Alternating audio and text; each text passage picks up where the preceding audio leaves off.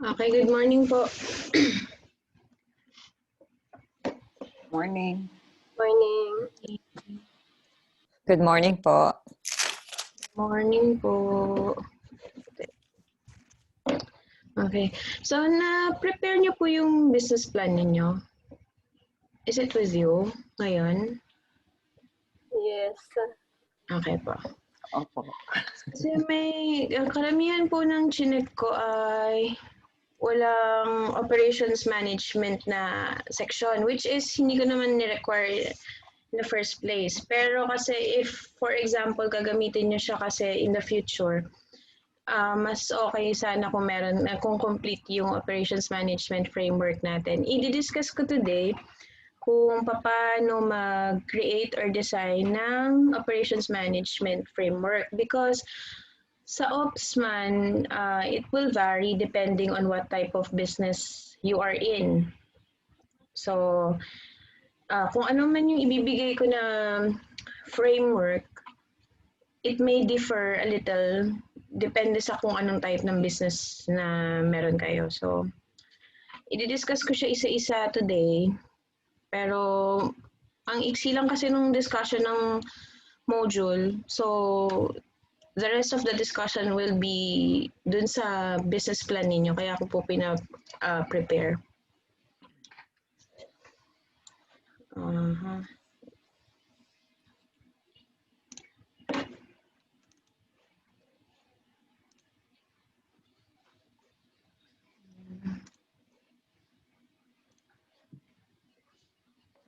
Okay.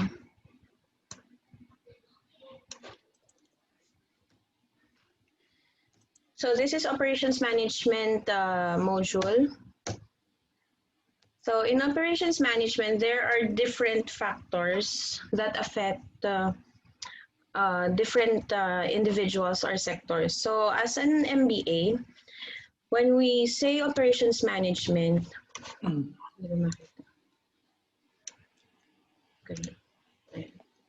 so as an MBA, the first question is, what business are we in? So dito papasok yung iba-ibang klaseng business plans because hindi naman tayo, kung halimbawa magfo-focus ka sa isang business lang, hindi naman ganun ang MBA. So dapat as an MBA, you are versatile in terms of, or flexible in terms of, kasi after graduating MBA, there are possibilities or other opportunities that will lead you to being a business consultant. So, as a business consultant, dapat flexible ka. So, unang-unang tatanungin sa'yo sa operations management, kung magde-design ka or mag-create ka ng framework, is what business are we in? How are you going to provide an operations management framework that is that will fit into the business that you are in? Then what business should we be in? Kung yung operations management framework that you provided was in line or tama ba yung alignment niya dun sa business na meron ka. So, in the modern business, hindi kasi ganun ka, what do you call this? Hindi siya ganun ka specific when it comes to framework kasi especially ngayon, napakabilis ng trend, di ba? From apparels, food, napakabilis ng trend. So, as an MBA, if you are a flexible one, you would be able to manage to design and create a framework that will fit into most businesses available. Next, operations management as a business. How will the business be able to create or design an operations management framework? So, in the absence of an MBA professional, how would your business be able to provide a framework na hindi mo kakailanganin ng MBA professional? But when it comes to, kung halimbawa sa atin, napaka-importante na alam mo, kung halimbawa mag-start ka ng business mo, alam mo kung paano,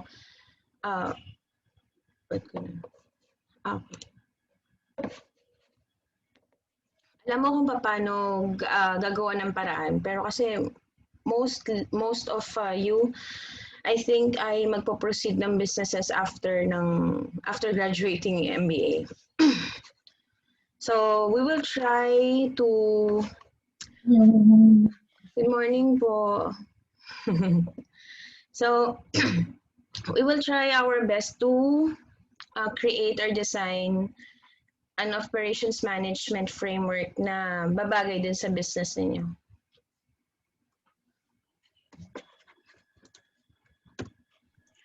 So, will the business be able to provide all the requirements of the framework? So, kasi, of course, hindi lang naman kailangan ng theories, hindi lang naman kailangan ng design or ng framework ang businesses, kailangan din ng cost. Kaya ba ng business mo to provide all the costs? Kaya ba niyan in terms of labor or in terms of manpower? Kakayanin ba ng business mo yan? Then, as an employee or individual, how can you contribute or help in terms of operations management? So these questions, hopefully, we will be able to answer them at the end of the module. Wait lang.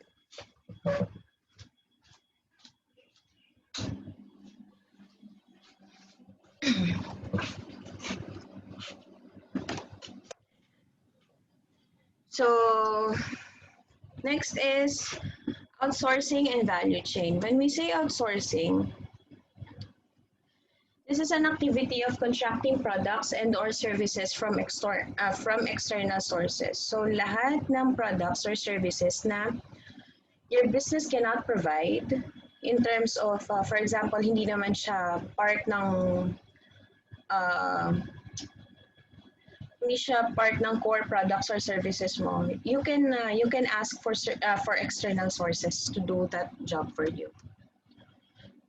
This is advantageous to your business because they produce what they are called for.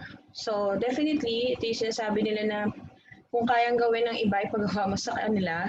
Because for example, biglang dumami yung clients mo at hindi mo kayang i-cater lahat, you have to outsource. Kasi first, for example, hindi siya kaya ng capacity ng plant or hindi siya kaya ng capacity ng manpower mo. So, you have to outsource. Kesa How do you, paano mo ensure yung quality? Later po, wait lang. So, these are the best people who do what they are best at. So, for example, they're already established suppliers or they already have their names in the field or industry. But of course, that is the risk that we are taking, yung quality control. So, yun nga, how would you ensure the quality at all times? Kasi syempre, ikaw ang mako-compromise dyan, even though hindi alam ng client. Minsan kasi hindi alam ng client na ina-outsource lang yung products or services. So, how would you do that? Siyempre, you have to, bago mo yan i-distribute or, wait lang. Bago mo siya i-distribute or i-forward sa client, magdadaan din yan sa quality check and quality assurance na ginagawa mo sa kagaya dun sa mga products and services na ginagawa mo. So, kasi mas mahigpit pa nga ang quality control usually kapag ka-outsource. Kasi, syempre, hindi naman natin alam kahit naman established names na sila sa industry. May mga times pa rin na pumapalya sila. So, kailangan lagi nyo i-check yung quality control. Yun lang ang nagiging padala ng QC sa plant ng outsource company. Yes, pwede. So, yung iba naman, kasi ang nagiging problem nila sa outsourcing, dahil hindi pumapasa sa quality control, so, tumataas yung cost. Yung iba, syempre, dahil uulitin nila yung products, or, for example, nade-delay yung delivery. So, nako-compromise ka. Yun ang nagiging problem sa outsourcing. So, one of the best things to do siguro is, huwag ka nalang mag-outsource. Kung kaya ng plant mo, di ba? Kung kaya ng capacity ng business mo, huwag ka na lang mag-outsource. Or do not compromise your business for the sake of profit or sales. Kasi yan ang ginagawa ko eh. Although I have friends na kagaya ng ginagawa ko, nagke-cake din. For example, yung mga friends ko na cake artists or yung talaga mga nagpo-provide din ng mass-produced breads, ganyan. Hindi ko sila pinapasa doon. Or minsan, pinapasa ko sila doon. Pero very limited kasi baka sabihin nila, ako naman na nag-refer tapos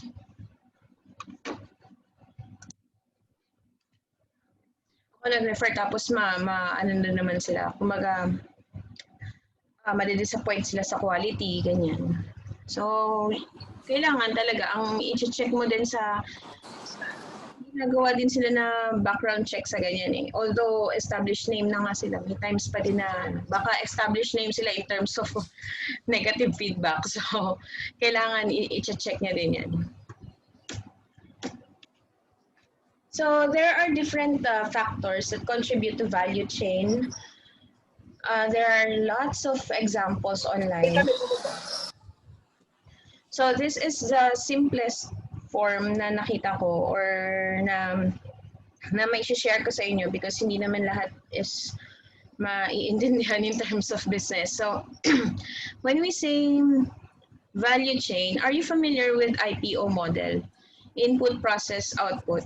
So, from an input, so let's say sa input, lahat ng overhead, lahat ng raw materials, lahat ng, we cannot say na no value at all, pero those factors that contribute to,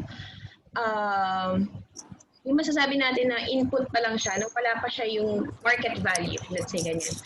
So when we say input, lahat yan from machineries, land, or plant, labor, ayan, lahat dyan sa input. Then process is the production, packaging, and everything. Lahat ng processing ng input. Then, hindi ko kasi na-include dito, pero usually ganun siya. Then, ang output is yung end product. So that is an IPO model. So, madami iba-ibang klaseng examples of value chain, but for this one, first is you have to create the design or kung wala ka maisip na kung ano i-design mo, you have to create or to think of an idea kung ano yung i-create mo because ang hirap usually sa business, napakahirap mag-start ng business na hindi mo alam kung ano gusto mo talagang gawin. Or let's say, for example, meron ka ng gustong gawin, pero hindi mo alam kung paano siya i-execute. So, in creating a certain design, for example, in a business, or let's say meron ka na established na business, tapos gusto mo mag-provide ng panibagong product line. In creating your own design, kailangan, there are different factors that contribute to creating your own design. So, hindi ko siya maiisa-isa kasi magkakaiba kayo ng businesses. Pero most likely, the thought of value chain is creating what is on your mind into a business. Okay, so dati naiisip nyo lang yan, for sure yung iba sa inyo, naiisip nyo lang dati na gusto kong magkaroon ng ganitong business. So kumbaga, in processing that idea, anong ginagawa nyo ngayon? Nagbe-build kayo ng business plan. So yung business plan is part of the process. So part siya ng process, part siya ng creative designing, which will soon be available for the next procedure, which is purchase of materials. Ano yung unang-una ninyong pinapurchase during your business planning? Of course, your land or your plant, tapos machineries, tools, equipment that will be used in the processing of your goods and services. So in purchasing of materials, from an idea sa designing, ngayon, pinaprocess mo na yung materials. Included na dyan, afterwards, is yung operations. Production of goods, production of products, packaging, and distributing them into retail outlets. Then, ipapasa kay consumers, babalik ngayon kay creative design. Okay? Nag-gets po ba? Yep. Okay. That is the basic value chain. But there are other value chain models available online, pero hindi ko na siya i-discuss ng isa-isa because sobrang dami nila. Pero main idea of value chain is creating a value into your outputs and making them an end product.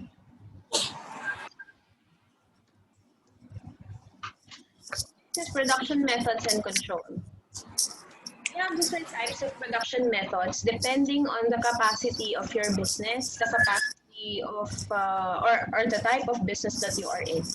One of them is one-off production, which is considered as a single production, which has a specific design according to consumer needs, wants, and or preference.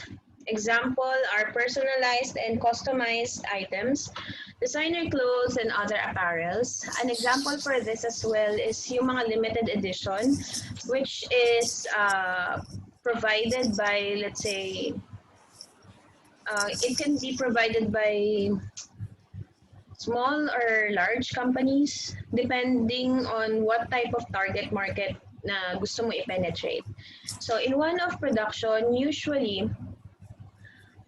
medyo kailangan nito ng creative mind. Hindi siya possible with just, alam mo yun, recreating products that are already available online or available in the market. Kailangan nito ng talagang matinding market research na paano mo gagawin yung isang product that is different from the other products that you have. For example, you have 10 product lines. How is each, paano sila naiiba sa isa't isa? In one-off production, usually magastos siya in terms of production kasi nga iba-iba yung specifications niya. So an example for this is yung mga gowns, yan. Or for example sa akin, yung mga cake designs na ginagawa ko, hindi ko siya pinapare-pareha. So I still end up with depende sa specification ng or ng preference ng client ko. Next is batch production, which is a type of production method that is identical in terms of they are made or produced using batch or shift. Then after that batch, mag-jump sila into another session of production. So usually, they are produced by small food processing companies or any type of business na hindi kaya yung maramihan, yung bulk na production. So sa batch production, usually ang ano nila dito is they produce by yield. Kumbaga, for example, ang isang batch nila is ang maximum capacity nila is 500 pieces. So after producing 500 pieces, magpo-proceed sila sa additional sa another batch ng another 500 pieces. So ganun yun sa batch production. Hindi nila kakayanin yung maramihan, yung more than 500 kasi yun lang ang kaya ng machineries nila, yun lang din ang kaya ng tao nila. Next is mass production, which uses a larger scale of machineries. Usually, ito yung mga ginagawa sa mga commercial na companies, which kaya nilang mag-produce up to thousands na pieces. Ganun. So, applicable for small and medium-sized businesses. Usually, kung halimbawa, para siyang pinagsama-samang batch production, pero they produce the products all at the same time. So, sa mass production, kailangan ng mas malaking area, ng mas malaking capital in terms of labor, in terms of raw materials, inventories. Ayan. So continuous flow production, literal na 24/7 yung operations nila. So hindi naman 24/7 meaning 24/7 din na magtatrabaho yung mga empleyado nila. No.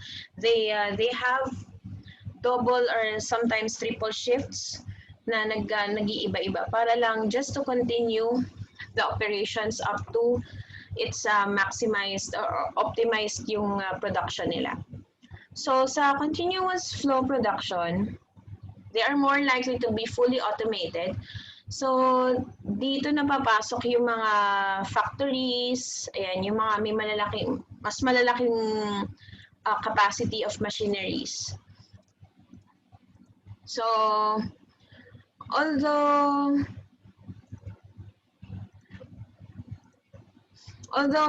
mas mababa yung labor budget nila, yung manpower budget nila because syempre may machineries na lang, mag-hire na lang sila ng operators, pero in terms of Maintenance. Maintenance, ano pa ba yan? Syempre yung cost ng machineries which mas magi-increase talaga yung capital, magi-increase yung monthly and annual na budget nila in terms of that. And 24/7, when we say 24/7 na operations, iisipin mo din ang utilities overhead, napakalaki. Pero kasi at least ang maganda sa continuous flow production, hindi talaga titigil. So every time na meron silang clients, available yung products. Next is computer-aided manufacture or CAM. So, usually ito ay ginagamit ngayon sa engineering field, I think. And most apparels gumagamit na nito. So, example, AutoCAD, companies who uses 3D designs and production. Meron na mga machines ngayon na nagpo-provide ng 3D designs. I think ang Nike nagagamit na ng ganitong production. So, meron silang specific na design sa computer. Then, meron silang machine na ginagamit na parang yun ang mismo nagpo-produce ng designs mismo. So, for example, meron lang silang physical na product, tapos computer na ang gagawa ng designs. Pero, meron kang naka-layout na design sa computer mo, nasusundan ng machine. I'm not familiar with what type of machine it is, pero ginagamit ito sa mga 3D designs. Then lean manufacturing. For lean manufacturing, there are some companies such as Toyota na gumagamit ng lean manufacturing method, which is which has different factors na kinoconsider. First is transport. Transport of goods are always scheduled to prevent adding more cost to logistics. So this is why napaka-importante sa operations management that you know how to track yung mga pending clients or pending deliveries para hindi nagkakaroon ng wastage. Kasi usually, kung halimbawa masyadong matagal yung delay sa transportation of goods, distribution of goods, ang tendency niya minsan nagka-cancel bigla si client. So ngayon, saan mo dadalhin? For example, perishable yan. Saan mo dadalhin yung goods? Siyempre wala, mapupunta lang siya sa waste dahil hindi na kukunin niya ng ibang clients, especially if, for example, naka-specify or naka-depende siya sa preference ng client mo before. Then inventory. So I will make another discussion later, I think, regarding sa inventory. But when it comes to lean manufacturing, the inventories should be not too high and should not be too low. Okay? So, napaka-importante in terms of inventory to ng end product. So, there are some companies na hindi gumagawa ng products ng more than kung ano yung kailangan nila. Like sa akin, hindi ako nagpo-produce ng products na hindi ko naman mabebenta kaagad. So, lagi pre-order. So, ganun siya. Kung hindi pre-order, magpe-place sila ng advance booking. Ganun din ginagawa ng ibang companies para hindi sila na nagkakaroon ng stock. Pero kasi ang problem lang dito sa lean manufacturing inventory, kung halimbawang meron kang client na kailangan yung product mo, hindi mo may bibigay sa kanya kaagad. So, yun lang ang disadvantage. Then motion, sa lean manufacturing, when it comes to motion, you have to ensure the smooth and efficient operations management framework. So mamaya papakita ko sa inyo yung sample ng framework na meron tayo for operations management. But for lean manufacturing, in producing your goods, especially for example kagaya sa Toyota, na matagal yung processing ng sa mga sasakyan, di ba, matagal siyang mabuo. So kailangan yung time frame masusunod lagi. Then waiting, you have to be specific para hindi magkakaroon ng unnecessary delays. I-specify mo kay client or kay customer na ganito magiging time frame ng project. So, dun sa waiting time, kailangan masusunod mo lahat ng procedures na inilagay mo doon sa time frame mo. Then, of course, defects. Usually sa lean manufacturing, mababa lang naman yung defects dahil hindi naman sila ganun kadalas mag-produce unless talagang hindi nasusunod yung ibang parts. Let's say, for example, hindi nasunod yung nasa time frame o kaya hindi available yung material sa supplier, dun lang naman nagkakaroon ng defects. Maganda lang sa lean manufacturing, walang wastage. Or kung meron man, minimal lang. Hindi kagaya sa mass production, ganyan. And mas madali mo makikita yung defects kapag ka nasa lean manufacturing ka.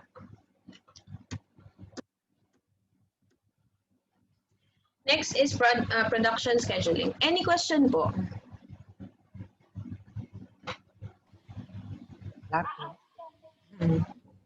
Diyan pa ba kayo? Nandito pa. Si baka iniwan niyo na ako eh. If you have questions po, feel free to ask anytime. Wala namang problem. Pero iba-iba naman siguro talaga yung business. Yes. Okay, yung sa lean management, mas okay nga talaga siya. Pero kapag meron kang mga urgent clients na may mga opportunity loss talaga nun, hindi talaga siya maano. Kasi Kaya madam, pwede naman makapagpalit ka agad ng operations kapag halimbawa, let's say, kunyari, yun nga, pre-order ka muna. Tapos later on, pag okay na, pwede namang magpalit agad yun, di ba? Yes po. Usually, yung mga ganong strategy, hindi na siya inilalagay sa business plan. Pero ilalagay mo siya kapag ka nag-update ka ng business plan. So for example, ngayon, kasi yung mga ganon, hindi mo naman siya makokontrol eh. Like for example, kapag ka-urgent talaga yung cases, hindi mo siya pwedeng, ay teka lang, ito yung nasa plano kung kailangan, ito yung susundin ko. No, we don't do that in the modern business because the modern business is very, ang bilis ng transition niya, ang bilis ng trend. So hindi mo po pwede, kaya lagi ko sinasabi sa students ko na I am not after the theories of businesses. I am always after the real solutions to the real problems. Kasi ang hirap kapag nandun ka na sa situation, ang babasihan mo pa din ay yung nasa papel mo, 'di ba? Because your business plan will always be your guide. Nandun tayo. Pero when it comes to yung strategies, kailangan flexible ka anytime dapat, especially kung MBA graduate ka. Kailangan alam mo kung paano mo siya gagawin. Kasi mahirap yung, 'di ba? Ang laki ng cost na mawawala sa iyo, ang laki din ng example sa sa manpower. Bibiglain mo yung manpower mo na mag-produce ng ganun-ganun lang, di ba? So, mawawalan ka din ng empleyado. So, kailangan flexible ka at all times. Ngayon, kung halimbawang nagpalit ka, you just have to update your plan kung ano yung ginawa mo for some cases na nag-raise din sa business mo. So next is production scheduling. Sa production scheduling, I'm not sure kung ginagamit pa ang Gantt chart. This is an example of Gantt chart. So usually ito ginagamit sa short-term projects. So weekly, siguro maximum ng, I'm not sure kasi minsan, 2 to 3 weeks itong ginagamit nila. Pero hindi ko sure ngayon kung ito pa din ang ginagamit nila. So, I think ginagamit pa po, ma'am. May ibang company pa na nag-Gantt chart din, pero not all na. Kasi Excel na gamit nila ngayon di ba? Mas maganda kasi Excel eh. May formula. Mas flexible. May formula, automatic na eh. Automatic na lahat. Yes. So next is, ito sa Gantt chart, hindi ko na siya isa-isahin because again, iba-iba naman tayo ng field, iba-iba tayo ng businesses na meron. So, sinama ko naman siya sa module. Ngayon, kung anong gusto nyong gamitin sa production scheduling ninyo, nasa sa inyo na yan. These are the only models, scheduling models. Next is CPM or critical path method. Ginagamit to usually for long-term projects. So, ito yung sinasabi ko kanina na dapat nasusunod yung time frame. For example, sa isang buwan, ito magiging production na part. Alam mo yun, hinahati-hati nila yung task. Ngayon, kung malaki yung business mo, mas mabilis yung production. Dahil mas marami kang tao, mas malaki yung capacity ng planta mo, mas madami kang machineries na pwedeng gamitin for easier production. So, usually, kung halimbawa gagamitin mo yung CPM, maglalagay ka ng yung maximum na time frame. For example, ang time frame mo, for example, ito nandito sa screen, 10 weeks. Pero kung pwede mo siyang gawin na 7 weeks lang or 8 weeks lang. Ang ibibigay mo lagi sa client is lagi ka magbibigay ng allowance. Kasi mahirap kapag magko-commit ka ng time tapos hindi ka pa sure dun sa time na yun. Buffer ka na number of days. Yes. So kung halimbawa sa akin, ang ginagawa ko, for example, i-pick up siya today, let's say sabihin ko maximum ng 8 p.m. pero by 3 or 2 p.m. tapos ko na siya. Just so, especially kapag ang ginagawa ko is yung mga customized and personalized, para makikita ko kung halimbawa biglang masisira yung cake or guguho yung icing, ganyan, magagawan ko ngayon ang paraan para maayos yung product. Kasi hindi mo pwede ipapasa yan without proper quality control or assurance na maayos yan pag binigay mo sa kliyente. Like for example, yung mga larger companies, hindi naman yan dumadaan sa isang beses lang na quality check di ba? Hindi lang naman yung 1, 2, 3, madami yan. So, from task 1 hanggang end ng task, lahat yan may quality control para mas mababa yung number or yung amount, yung volume ng wastage.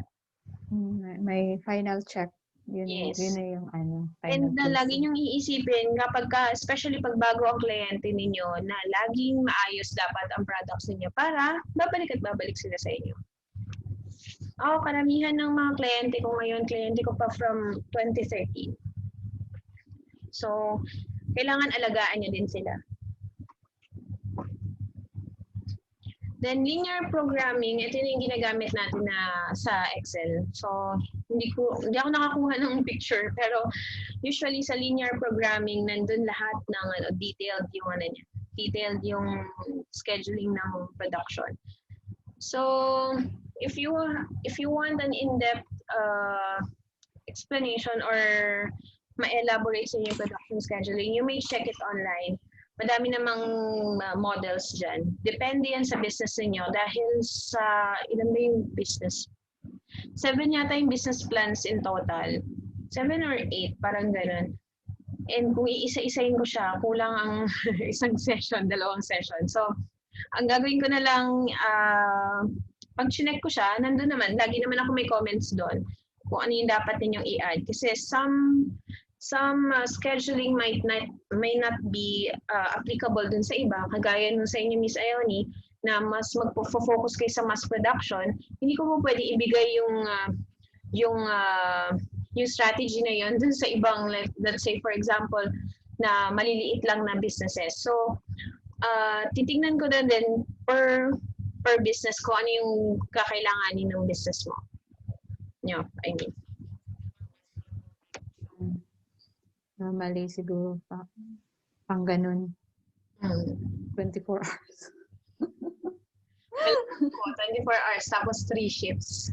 Oh, 3 shifts. 24 hours. Next is queuing theory. How long, when we say queuing theory, ito yung pinaka-waiting time ng client or ng customer. How long will a customer have to wait before they are served?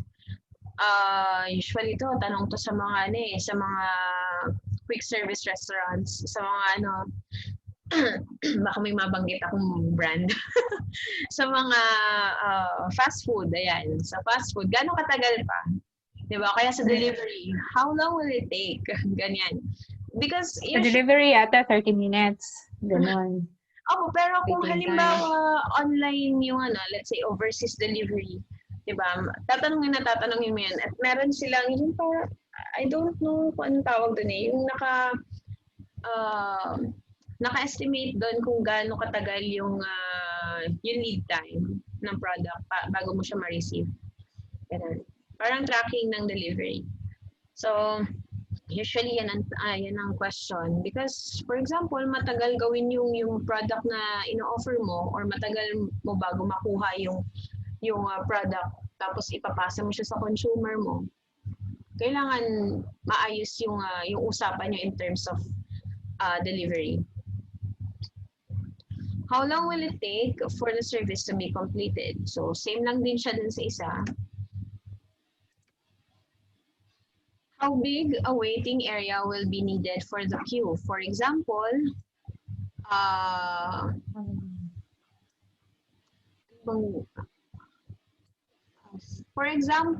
sa mga hospitals, di ba ang tagal lagi ng queuing sa emergency? COVID.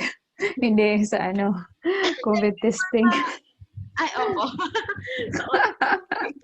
So, malaki ba yung area mo at safe ba siya para sa mga pasyente?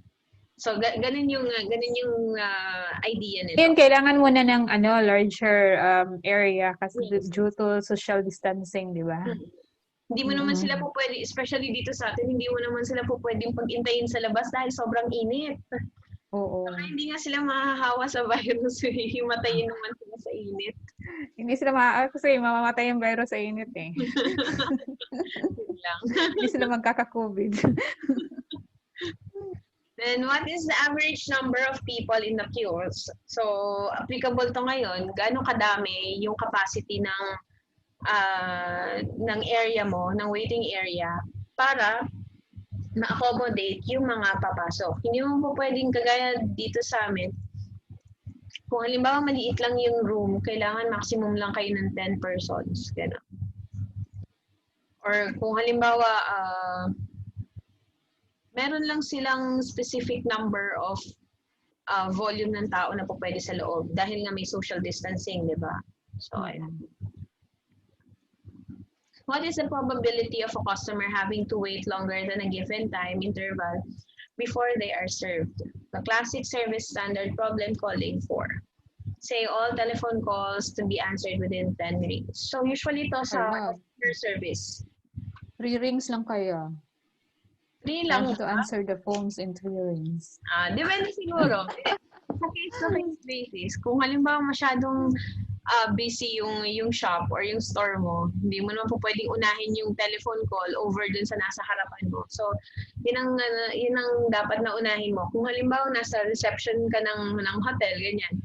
Hindi mo Kasi yung nasa hotel industry pa ako, yun. You have to answer the calls within 3 rings na talaga. Opo, pero kung halimbawa meron kang client sa harapan mo, hindi mo po pwedeng sagutin yun. Diba? Oo nga. Okay lang yan, kahit na 10, 20 rings, basta mauna mo ma-accommodate yun nasa harapan. Pero kung halimbawa nasa customer service ka na wala namang kailangan ng physical contact sa clients, dapat talaga within 3 to 5 rings. Ganyan. Minsan, ang nangyayari is nasa phone ka na, may biglang darating sa harap mo, tapos may incoming call ka pa. Ayun. Isa ka lang. Ang hectic na nila.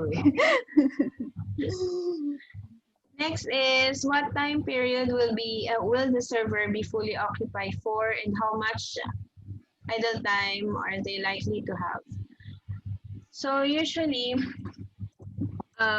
example to sa mga food industry or din sa mga companies that needs to be served. Like for example, sa mga service center ng gadgets, ganyan. Kung halimbawa ang tagal-tagal dumating ng mag-a-assist sa'yo, so ang tendency nun, lilipat ka sa ibang service center. So kung halimbawa naman ka. Ngayon, the question is, you have a queue. The minimum queue of 10 people. Okay? Tapos, stay yung nasa queue. This is the challenge, di ba? Sorry po. The challenge is, yung mga nasa queue, paano mo sila mapastay sa queue? Baka biglang maboard umalis.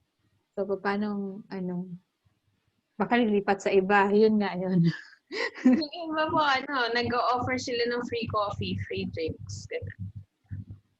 Kaya may mga reading materials, ganyan. Or merong television.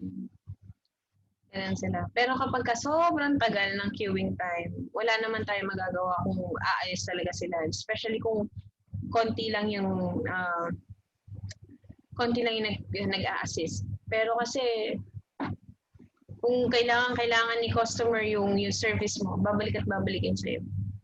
Diba? Example, share ko lang. Yes po. Sa queuing, kasi meron ako na-experience nun before sa restaurant. Nag-offer sila ng tinapay. Yes, At may mga free chips. Opo. Ganyan sila. Para hindi nga naman maboard.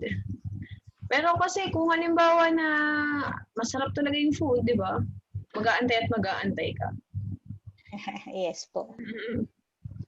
Kaya, example sa service, dito sa amin, ewan ko kung same lang din sa inyo, sa embassy. Matagal lang queuing sa embassy. So, wala ka namang magagawa kasi kailangan mo yung service nila. So, pagtsatsagaan mo talaga kahit alas 6 ng umaga ka pa nandun, matatawag ka 1:00 ng hapon. Ulit, wala ka magagawa doon. Kailangan talagang tsatsagain mo. Dala ka ng sarili mong kape.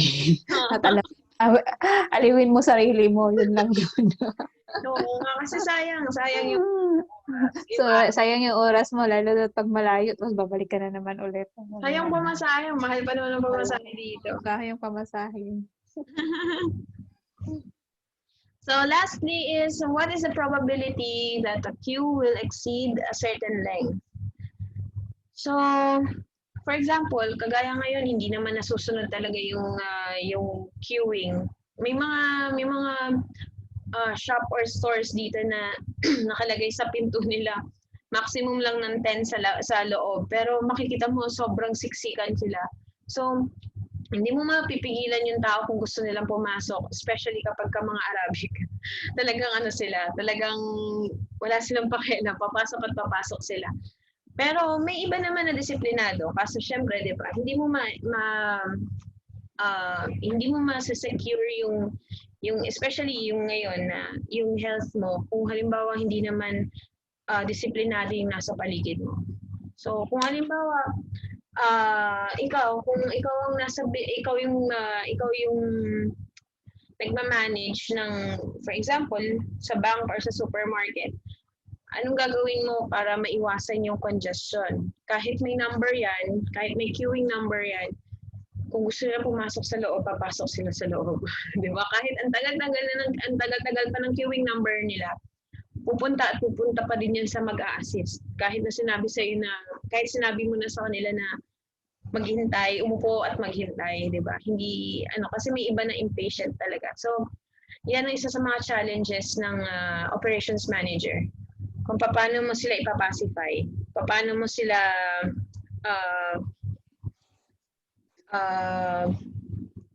paano mo sila ano ba tawag doon? Kalimutan ko yung term. Pero paano mo sila mapapatigil from that type of commotion? So, Papakalma, ma'am. yes, yan. Paano mo sila mapapakalma? Especially kapag atat na atat sila in terms of yung service na gusto nila makuha. Ganun. Like for example, nasira yung phone nila, gusto nila maayos, di ba? Any question po? Lang question? So far. Okay. Let's proceed to inventory management. Inventory is one of the highest cost in Kailangan ko yan. sa inventory. Paano mo siya i-manage? Nung nag-i-start ako, sobrang baba ng inventory ko. Without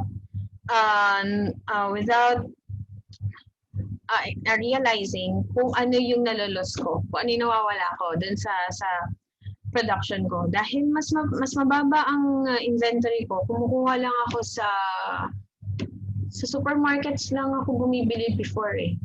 So, ang laki ng gastos ko in terms of raw materials. Kung i-compare ko siya, for example, yung 5 kg ng flour, mas mahal siya, mas mura siya kumpara dun sa 5 tigwa 1 kg. So, ganun yung isa sa mga dilemma ko when I was starting because I don't know how to manage my inventory properly.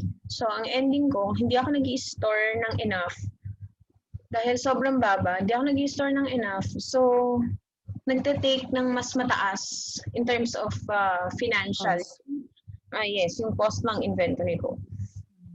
So, there are different types of inventory categories. We have finished goods, yung end product. So, these are products that are ready to ship out, to be picked up, or basta ito yung mga ready na. Finished na siya. Dumaan na siya sa iba't ibang klaseng processing. So, it could also mean that these are the goods available in the market. Nasa physical shops na siya, physical stores. Ngayon, the challenge in inventory management is how much finished goods are you willing to produce or to ship out in the market? Yun ang isa lagi sa questions. Ako, never ako nag-stock ng finished goods because perishables ako eh. And since home-based ako, mahihirapan akong i-dispatch lahat ng perishables. Diba? Hindi ko po pwedeng pilitin yung mga kaibigan ko na, bumili kayo sa akin. I don't do that. Because naniniwala ako na kapag gusto nilang bumili, sila mismo lalapit sa'yo. So, kung halimbawa na magiging supplier ka ng malaking companies or let's say for example, magsusupply ka sa supermarkets, ganyan, you have to produce more than enough goods. Kasi for example, magsusupply ka sa isang supermarket tapos yung competitor na supermarket gusto din niyang kunin yung goods mo. So magpo-produce ka ng magpo-produce. 3 days lang, 'di ba? Kapag cakes. 3 days yung duration tapos mag-expire na yung mga cakes and pastries. Yes, pero may mga ibang pastries po kasi na pwede up to 5 days. So may stock pa siya doon sa ano. Dati nagsusupply ako sa Pure Gold dito. Pero tinigil ko kasi mahirapan ako mag-market sa akin. Kasi hindi naman natin nakokontrol yung storage nila. So, I am not against dun sa mga nagsusupply ng baka mamaya may tumawag sa akin siya. Hindi, pero hindi kasi natin makakontrol yung mas alam ko pa din kung paano i-store yung mga products. So, might as well sa akin na lang manggaling kaysa ilalabas ko pa siya. For example, yung mga resellers, di ba? Yung mga resellers, hindi naman yan alam talaga yung tamang storage ng goods. So, hindi mo sila makokontrol kung ibebenta pa din nila just to, alam mo yun, just to have all the goods na mas mabenta nila. So, Brand mo yung masisira. yes. Yung brand talaga masisira. There are some supermarkets dito na nagbebenta pa din ng sirana. Kahit ano. So, hindi pa naman sila nahuhuli. So, sana wag na sila mahuli. Pero kasi dapat mahuli sila. Kasi mako-compromise yung health ng kakain, di ba? Especially kung bata yun. Kasi kapag ka-pastries, di ba? Mahilig sa matatamis sa mga bata. So, kailangan na sila safe. So, in terms of finished goods inventory, napaka-importante that you know how much. Okay lang na magkulang kung halimbawang bago ka pa lang na supplier. Like sa akin before, nagpa-produce lang ako ng 5 to 10 packs. Kasi hindi naman ako sure talaga kung mabibenta. Tapos, within a day, nauubos siya. So, dapat yun that would last, I think, 3 days dapat. So, within a day, ubos ka agad siya. The following day, magdadagdag ako ng 5. Pag naubos siya kaagad ulit, following day, magdadagdag na naman ako. Magdadagdag. Hanggang sa, makikita mo na kung gaano kadami talaga yung kailangan na supplies. Diba? Doon mo makikita kung gaano kadami finished goods ang kailangan mong i-stock up. Store up. Pero kasi there are some days na hindi naman talaga totally mabenta. Pero occasional yan kasi kapag mga Christmas, ubos-ubos talaga yan. Dito naman po nauubos siya within kahit anong araw, kahit anong month, I mean. Pero there are some lean days, especially yung mga petsa de peligro, wala pang sweldo. Walang sweldo. Ayan. Diyan sila hindi masyadong bumibenta. So, ang ginagawa ko, may isa akong sinusuplayan dito na, this is school nila mami. Siya lang ang nagdadala. So, babayad sila sa sweldo. Okay lang naman. So,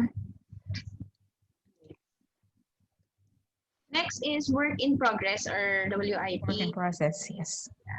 Or work in process, yeah. So these are the goods that are halfway done with production, ready for final quality check or inspection or pending.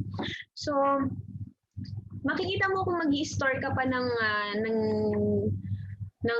WIP inventory kapag may pumapasok na client. Like for example, there are batch production na hinahati nila into half.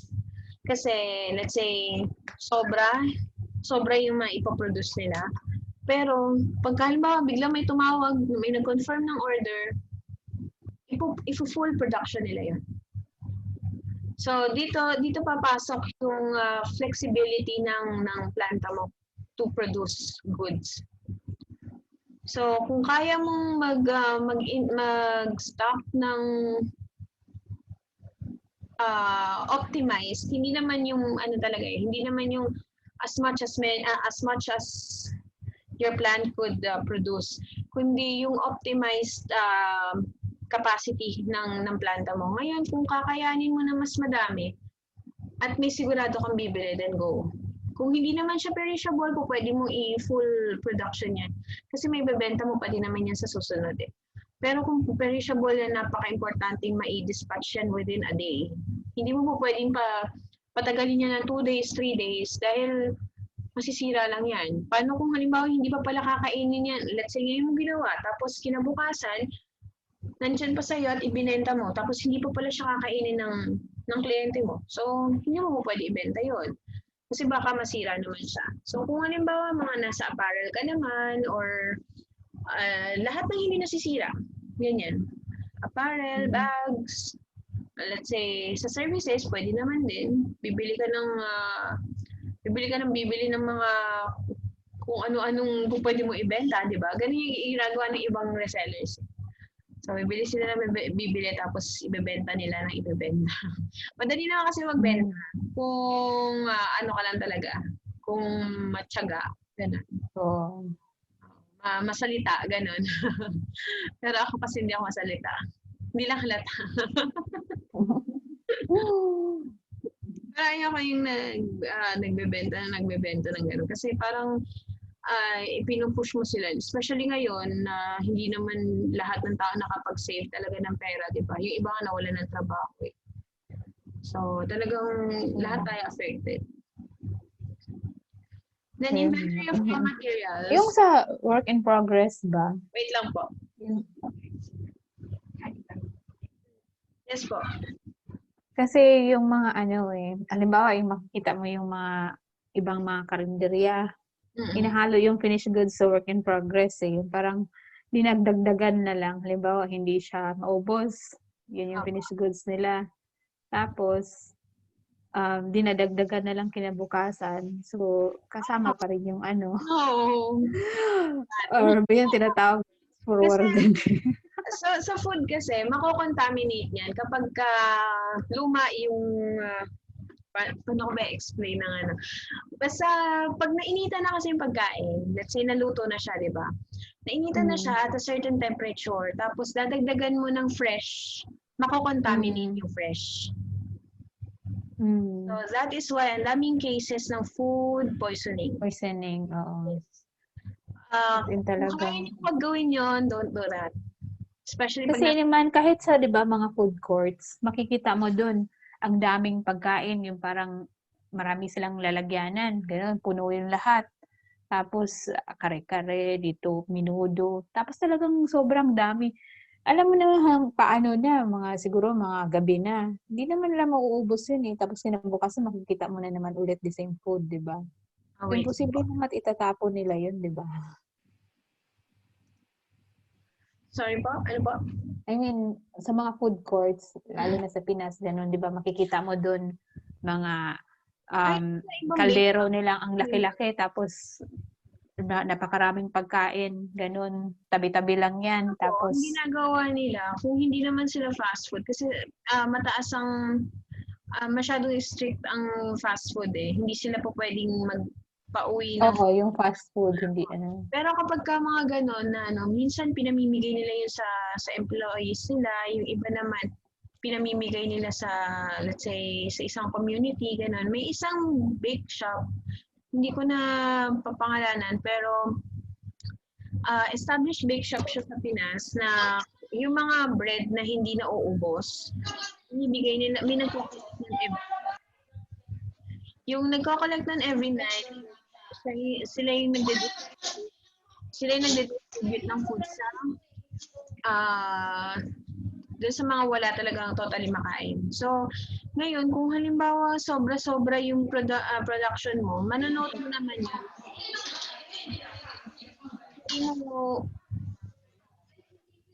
Manonood mo yung next day na hindi ka na magpo-produce ng gano'ng kadami. Diba? Sobrang taas ng wastage nun kung halimbawa nasa kalahati pa ng kaldero yung matitira. as in punong-puno pa talaga. Minsan kakain ka namang dinner, yung mga 7:30, ganun. Tapos yung mall magko-close na ng 8. Tapos makikita mo pa ang dami ng pagkain. Pagbalik mo kinabukasan, the same lang. Parang lipat lang yung iba-iba yung kaldero. Niluluto nila yun. Hindi sila po pwede magbenta ng itapon na lang nila yun talaga yung minsan ibinibenta yun ng lower cost.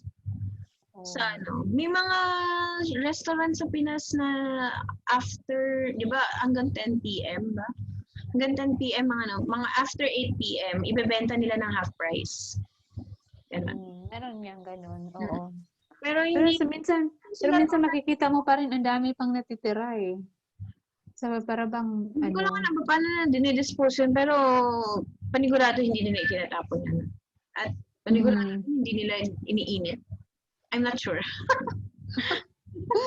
Kaya nga sabi ko, imposible naman kung kasi sobrang dami pa talagang pagkain. Parang feeling mo kaka-open lang, yung parang ganun na sobrang dami pang pagkain. Tapos, parang ba ito, pag sinabukasan, the same food pa rin makikita mo. Pahapon pa pagka kinabukasan at early, di ba, yung kakabukas lang nila, sasabihin sa'yo na hindi pa ready yung food. So, panigurado, hindi nila ininit yun. Or baka ibinenta nila sa labas, ganyan. I don't know. Depende sa kanila pa naman. Oo nga. Next is raw materials. For raw materials, lahat ng basic materials used for finished goods. So, napaka-importante na hindi kayo mag-stock up ng sobrang daming raw materials. Siguro maximum 3 to 4 months worth of raw materials. Ganun. Pero kung halimbawa malaking company ka, let's say, komisari, ganyan, mga komisari, malalaki yung nila, naabot sila ng milyon sa raw materials lang. Dahil, syempre, iba-ibang companies ang sinaserve nila, kinikated. Pero it's important that you do not Overstock. You do not increase too much inventory kasi masisira lang yung raw materials mo. Ngayon, kung hindi naman siya perishable, baka iba na ang quality. Diba? Kung halimbawa may metal part yan, baka mag-rust or something. So, importante na just enough. Let's say, kung 100%, gawin mo lang But sometimes you need buffer talaga sa sa raw materials kung mo. halimbawa, 100% ang usual na inventory mo, magagamit mo siya within 2 months. Ganyan. Magdadagdag ka lang ng 150%. Gagawin mo lang siya 150%. Ngayon, kung nasa peak season ka naman, hindi pwede mo itaas hanggang 200 to 250%. Depende pa din sa yan. Sa production mo, depende sa market mo, depende sa clients mo. Kung halimbawa na nag-start ka pa lang, bago ka pa lang sa business, i-observe mo siya within a year or 2. Kasi usually, hindi mo naman po pwedeng itataas agad, knowing na wala ka pa namang sure na client. Diba? May sale. Yes. Sale. Buy ka na agad para at least katipid. Okay, so economic order of quantity. May formula to, nilagay ko sa module, pero hindi ko na siya i-discuss because hindi nyo naman talaga siya i-compute totally. Pero ang economic order of quantity, kung gaano kadami, yun dapat mong i-produce. Ganun yung economic order of quantity. Hindi ko na siya i-discuss ng further because usually sa inventory management, importante lang naman talaga that you know how much finished goods, how much work in progress or work in process and raw materials that you should stock up or store up. So you have to remember that the high inventories and low inventories have similar factors in terms of inventory management. Pag mas mataas ang inventories, usually mataas ang wastage. Kapag ka low inventories, mababa ang sales. Siyempre, dahil wala kang inventories mababa ang inventories mo, ano yung ibebenta mo? Diba? So, sa unang year, first and second year, usually, maglalaro talagang inventory management dyan. Hindi mo sigurado kung gaano kataas o gaano kababa dapat ang inventories mo. So, aalamin mo din yan talaga, kaya meron tayong business plan. Gaano kadami, I'm not sure kung inilagay ko sa notes ko sa inyo if kailangan yung maglagay ng weekly ba yun? I'll check later. Pero usually sa business plan, kailangan nakalagay dyan kung gaano kadami yung average ng products na mabibenta niyo. Pinalagay ko po ba yan? Average ng products per week or per day. Pinalagay ko ba? Hindi. Hindi po. Hindi. So, palagyan na lang din kasi doon magbe-base yung natin, yung ROI. Kung gaano kadami tapos iisa-isahin ko naman Weekly yun. or one day? Opo, Tapos kasi times na lang. Mas madali yan actually kunin kapag ganun. Kapag naka-itemize yung products mo tapos lalagay mo yung average per day. Mas madali siya Oh, i-ID. yung parang per day na lang, tapos times 30. So, yun na yung monthly mo. Diba? Right. Raw materials, ganun na lang. Apo. Then risk management in inventories. So again, not all risks are worth risking for. So kung kaya niyong mag-risk ng high inventories, then do so. Dahil alam naman natin yan, kapag mas mataas mas mataas ang inventories, mas madami ang sales. Pero expected yan na mataas din ang wastage kung halimbawa hindi mo siya mabebenta. Oo. Pero kung ayaw mo mag-take ng risk at maglo-low inventory ka, then mababa naman ang sales mo. Next is quality inspection. So quality means meeting something that has been set of prescribed standards based on ano yung standards ng business mo and ano ang standards ng market at ano ang standards ng kliyente mo. Because your business, the quality standard of your business, the quality standard of market, and the quality standard of your client, po pwede yan mag-align, po pwede ding hindi. So there are standards na hindi acceptable sa market, pero okay lang sa client. There are standards na okay sa market, okay sa client, pero ikaw, as a business owner or as a business or as an entrepreneur, ayaw mo siya i-apply sa business mo. Okay? So, quality is, kumbaga, ikaw mismo magsiset niyan sa market at sa client mo. Pero again, there are some competitors available already na posibleng hindi mo ginagawa yung standard na yun pero sila gumagawa na. So ang magiging risk lang dito is sila magkakaroon ng continuous na mga clients from dun sa mga clients na tinurn down mo. So quality also means that you are performing as expected. So in inspecting your quality, all products were carefully checked as per product and or customer requirements. So depende yan kung halimbawang, kagaya sa akin, for example, pag nagsisend ng design si client, hindi ko siya 100% na nagagaya. Because syempre, iba yung pinagayahan, iba yung gumawa ng pinagayahan, iba din akong gumawa. So, ganun din kagaya kung halimbawa sa ibang teachers. Kung paano magturo yung ibang teacher, iba din ako magturo. Diba? Ganun. So, ganun din sa mga businesses. Kung ano yung, for example, pare-parehas kayo ng product line, pero magkakaiba kayo ng strategy. So, ganun din kung halimbawa na i-check mo yung quality ng products that you produce. Ngayon, kung halimbawa masyado kang strict when it comes to quality check, baka kung halimbawang nakaabot na yan ng 20 quality inspection or quality check, hindi pa rin pumasa sa'yo, masyado mataas ang standard mo.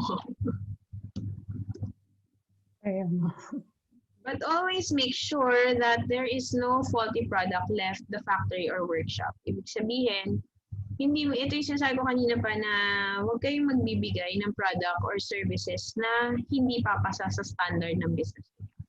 Always set the highest standard possible for your business because yun yung magiging yung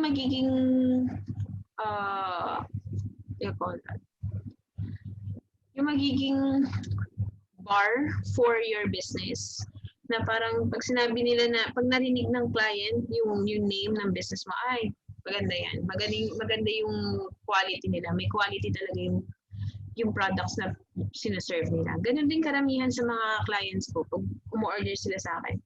Sabihin nila sa akin, quality daw talaga yung hindi naman sa nagbubuhat ng bangko, pero yun talagang sinesend nila sa akin after nila bumili. So, napaka-importante that you set your own standard. Pero, syempre, hindi lang, i-ensure mo na kakayanin mo yung standard na isinet mo. Baka mamaya masyado mataas yung standards mo tapos hindi naman kaya ng manpower mo. Oo. Yun lang nga din, lalo na kapag mass production. Tapos yung sobrang taas ng standard, paano maano. Oh, wait lang po. Yes po, Miss Marge. Now, I just want to add, so kasi na-mention mo na your customers really satisfied dun sa service and product na binibigay mo. I believe this also fall dun sa you are creating a brand, Yes, yes. right? In terms of inspection of your product and services. So you have created a very excellent brand to your customer, although your products is whatever product it is or services. Yes, yes, yes.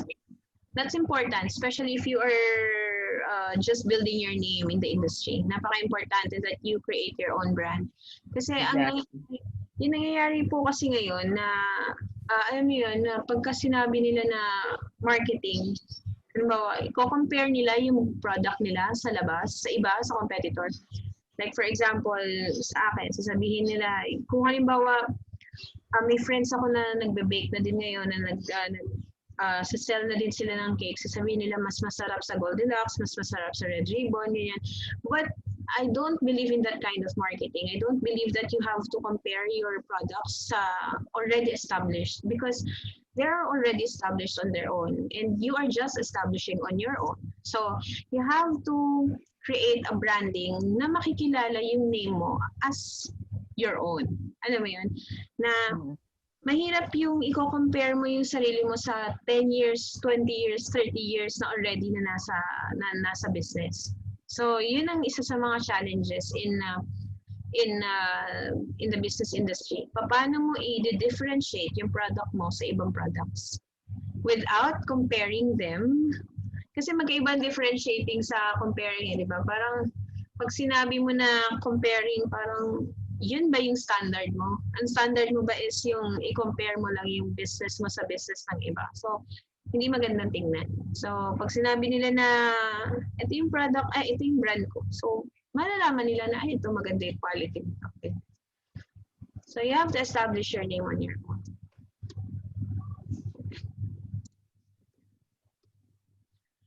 So, for quality and quality inspection, products that are mass-produced requires consistency. So, usually, kung hindi kaya ni business owner na mag-hire ay na mag-purchase ng large amount of machineries, so ang gagawin niyan ay mag-hire yan ng maraming manpower. So, minsan nagkakaroon ng inconsistency in terms of production dahil mano-mano nilang ginagawa. So, an example for this is yung mga handmade goods, ganyan. So, nagkakaroon ng problem dyan. Kaya papasok si quality inspection, quality check, quality assurance, ayan. So, mag-hire ka ng person na to do the quality check lang. Yes. Pero kung halimbawa sa akin, on my own, ako na mismo. Kumbaga, dadaan yan sa iba't ibang klaseng inspection, pero ang end na inspection will be ako. Because I always encourage my students to be hands-on with their businesses. Importante na dapat pag pumasa sa lahat at hindi pumasa sa'yo, wag mo ilalabas. Because hindi pumasa sa'yo eh. Pangalan mo yung nakalagay doon. So, kung halimbawa pumasa sa lahat, pumasa sa'yo, sige, pwede mo ilabas yan. Because isa lang ang hindi mag-agree dyan sa quality na yan, ibig sabihin, hindi yan good for dispatch. Okay? So, for goods that have specific requirements, ensure that you always meet what you have promised. So, do not promise anything na hindi mo kayang ibigay. Okay? Baka mamaya, nangyayari yan ngayon eh, especially sa modern marketing. Grabe ang advertisements nila ngayon na ang dami-dami nilang pinapromise, di ba? Nakita niyo yung mga memes na nagsa-circulate na reality versus expected versus expectation versus reality. Especially yung binibili online. Pero kasi you trusted that brand, you trusted that seller. So, regardless kung ano yung pinramis nila, as a consumer, ikaw pa rin ang magde-decide kung bibilin mo o hindi. Pero kasi napaka deceiving ng mga marketing. Kapag ka ang marketing is too good to be true, I don't think na it's worth the penny. Alam mo yan. And may marami na nga yung businesses na nagre-require ng ng reviews, comments, recommendations, ayan. So, doon kayo magbe-base. Kung maganda yung online reputation ng business, regardless kung mahal or mura, regardless kung yun ang gusto mo o hindi, bibili na at bibili mo kasi maganda yung yes po, Miss March. Miss Jamie, I would like to ask regarding the review that you mentioned. Yes po.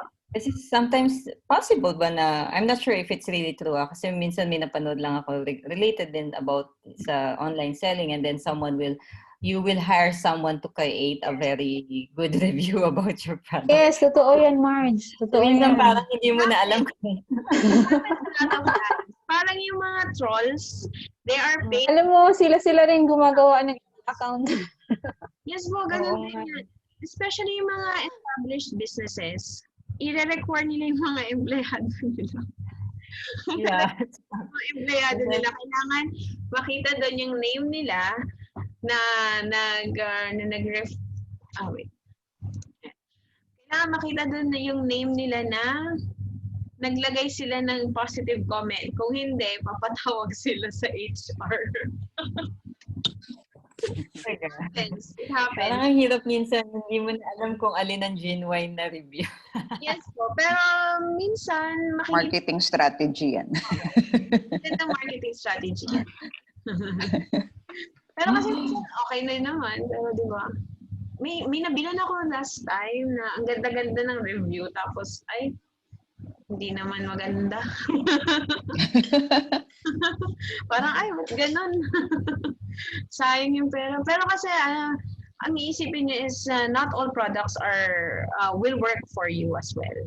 Kasi kung halimbawa, skincare, ganyan, or let's say apparel, baka mamaya iba naman yung small, medium, large ng apparel, di ba? O kaya ng sapatos, iba-iba naman ang sizes. So, nasa sa inyo pa din yan. Oo nga. Yun lang po. Okay po. Next is for information technology. Gamit na ngayon kasi ang daming biglang nagsulputan ng mga online selling pero they don't know how to manage their IT. Exactly, right. They don't know how to manage their websites well. They don't know how to manage their digital platforms well. So, ang nangyayari ngayon, kung anong gusto nilang ilalagay nila. Kung paano nila gustong i-address yung clients nila, gano'n nila i-address. Which is, I personally disagree with that. Na parang, kahit naman nasa online ka, it's really important pa din that you know how to have, etiquette pa din tayo sa digital na hindi dapat, mas dapat nang matindi yung manners natin online because mas madami nakakita. Diba? Hindi kagaya kung nasa store ka lang, kung paano mo i-treat yung customers, nandun lang yon. Pero kung nasa digital platform ka, makikita nila kung paano ka makipag-usap sa clients mo. So, as an operations manager, you should know how to handle your information or data properly. So, yung nilagay ko po dun sa module na data protection, yun lang din yung isinend sa akin. Pero kasi, ang Data Protection Act sa iba-ibang bansa is magkakaiba. So, hindi ko iisa-isahin, pero most likely, in terms of data protection, all customers, employees, and all data belong to any living person, regardless kung customer man yan or empleyado or kung sino man yan, basta nagbigay sa inyo na let's say ID number, passport number, complete name, alam mo yun, yung mga personal information, do not disclose them to anybody else. Alam niyo yun, Ganda na yan ngayon eh. Oh, Leads, yun tinatawag leads. yes. Name lang at saka mobile number, pwede mo nang ibenta yan. Malaki ang bentahan. So, ayun nga, sa data protection, you have to protect the data of everyone na related sa business mo. For website operations, napaka-importante na laging updated ang website. Kasi usually, kagaya ngayon, sasabihin ng client mo, bakit hindi available? Eh, nakalagay din sa website niyo available. Diba? Yan yung lagi na tinatanong. So, ay, ma'am, pasensya na po kasi hindi updated yung website.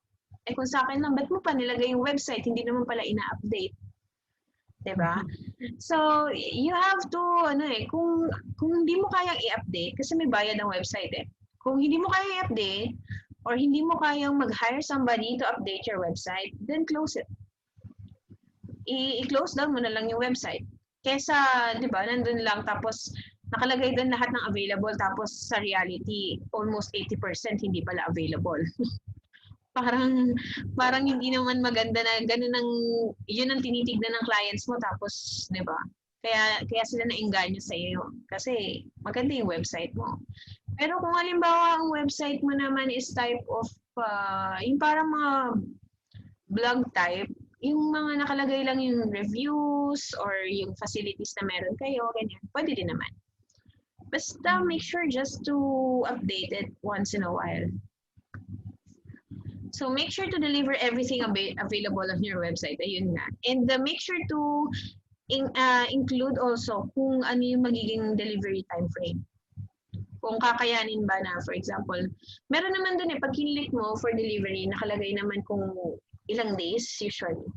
Pag ngayon, pagka nag-exceed doon ka lang magkaka-problem. Bakit na-delay? Anong ibibigay mong rason? Especially kung card payment yan. Na debit na sa kliyente mo, hindi pa rin niya nakukuha, 3 buwan na, ganyan. Yung pala, hindi na available yung product. Next is... Tapos na nagbayad. Opo.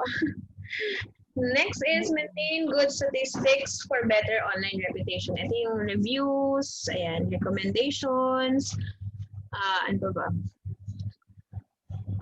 Kung halimbawa, may mga website kasi na nagpapakita kung fina-flash kung ilan yung members, ganyan, no? Kaya ilan yung views ng video, ilan yung views ng product, ganyan. Meron mga ganun. So, mas maganda kapag ka-updated yung website mo and maganda yung online reputation mo. Kaya marami ngayon ng mga businesses na nagre-require ng mas maganda yung nagre-require ng survey, di ba? Kapag ka nag-survey, and pag sinagutan mo daw yung survey na yun, meron kang 10% discount on your next visit. Di ba? Daming ganyan ngayon. Kasi gusto nila na, kumbaga, ma-improve yung service din nila. And maganda nga naman tingnan kapag ka puro 5-star ang Kaya lang, minsan pina 5-star ka para may mga free na kung ano. Minsan may free na noodles, tapos para 2 yung noodles ilagay, tapos ibibigay sa'yo 5-star. Yung isa namin kinainan before, magbibigay sila ng free dessert. Worth 40 reals. 40 na ba yun? Parang gano'n. Parang sila na sumagot. Ikaw na, ang gagawin mo na lang magsasign. Gano'n. Sila sumagot, tapos ikaw magbibigay ka na lang ng name, contact number, tapos signature mo. Tapos may free dessert ka nga naman, di ba? Isa yun sa mga ways of parang binibili nila yung survey mo. Pero wala namang kumbaga okay din naman kasi maganda naman talaga yung service nila. Pero sana hindi ganun na pinipilit nila yung 5-star. Yaran ka ng dessert. Next is the IS or information system. So all information or data needed by the business must be fulfilled and performed well accordingly. So sa modern operations management, ang ginagamit na ngayon, meron na silang isang system. Hindi ko alam kasi talaga yung tawag dun sa system na ginagamit nila. Pero nandun lahat. From payroll, name ng employees, nandun lahat. So ngayon, itong information Depende system, kung anong system, like SAP. Pwede silang gagamit ng SAP. Halimbawa, kung marami silang inventory kasi it can capture na sa buong company. So, SAP yung gagamitin nila. So, kung pang malakihan na company, yun normally yung ginagamit. so kung Pero sobrang mahal yung business system na yun eh. So, nandun lahat, pati yung production na, lahat ng pending production, lahat. From the customer details, tapos papunta na sa sales. Yes, Yung yes. kung ano yung products nila. Oo. From inventory, like raw materials to WIP to finished goods. Hanggang sa, as in talagang buong hanggang sa Yes, binibenta mo na, convert as in yung. So, sa information system lang, importante na alam yan ng mga gumagamit. Alam pa paano gamitin. Lahat ng mayroon silang yes, responsibility. Diba? May card ba or may username and password? Oo, username and password. Tapos meron lang sila halimbawa kung depende sa position mo, like kung customer service ka, so yung mo lang din, yung responsibility mo sa system, pang customer service lang. Makikita mo lang yung name ng customer. Hindi mo ma-access yung sa finance, sa mga hindi mo ma-access yung iba. Kung ano lang yung duties and responsibilities. Oo. Yun lang din yung responsibility sa system na ibibigay sa'yo. Ayun, pag ikaw may-ari, di syempre may access ka sa lahat. Of course. So, ayan. Your IS should be integrated, collated, or organized, and analyzed, and well disseminated sa organization, sa business. Oo, well disseminated with works. Gagawa ka ng IS, tapos ikaw lang marunong. Yung ibang managers mo, hindi nila alam paano gamitin, di ba? So, you have to train them as well. And iba-iba naman ang ginagamit na IS kasi ng iba't ibang klaseng businesses. So, and usually nako-customize yan. Nako-customize yan, depende sa Kapag sa restaurant, di ba, normally ginagamit nila as micros. Yeah. Para, So, website operations, yung website and yung IS, yan ang isa sa may pinakamalaking cost. Oo. Sobrang laki. Yes. Sobrang laki talagang IS. Kaya kung kaya nyo i-minimize yung cost dyan, do so. Pero kasi kung halimbawa malaking business ka na, kailangan mo talaga ng information system.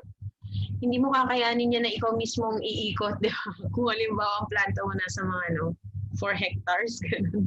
Paano mo i-check lahat yan kung gumagawa ba sila lahat, kung organized ba lahat ng department mo, di ba? So, at least ngayon, yun dati kasi ganun di ba? Talagang ikaw mismo ang iikot. Ngayon kasi napaka-convenient na para sa business owners. Isang click mo lang, makikita mo lahat doon. Andun din minsan yung mga mapa ng planta, di ba? Kikita mo lahat. Yung nila. Saan sila? May CCTV pa. Nakikita mo kung nagtrabaho ba. Oo nga, Tapos makikita mo nag-Facebook lang pala yung isang manager. Charot. Please, Marge.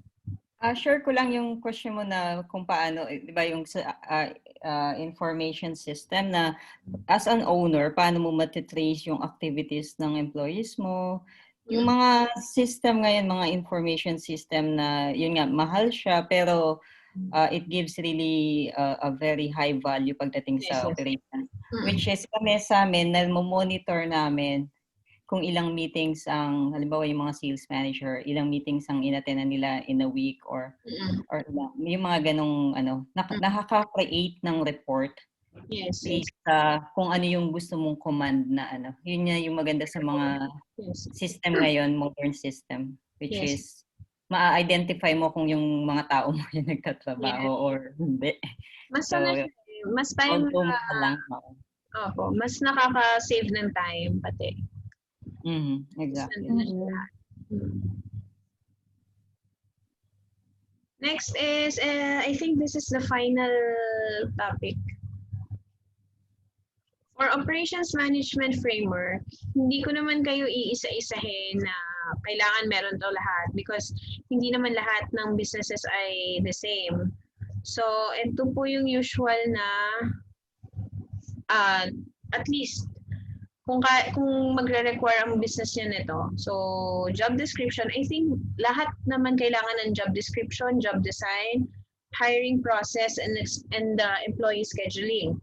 Pero dun sa iba, hindi kailangan ng production scheduling or map because service lang naman sila. So, sa service, ang gagamitin nyo na lang siguro is kung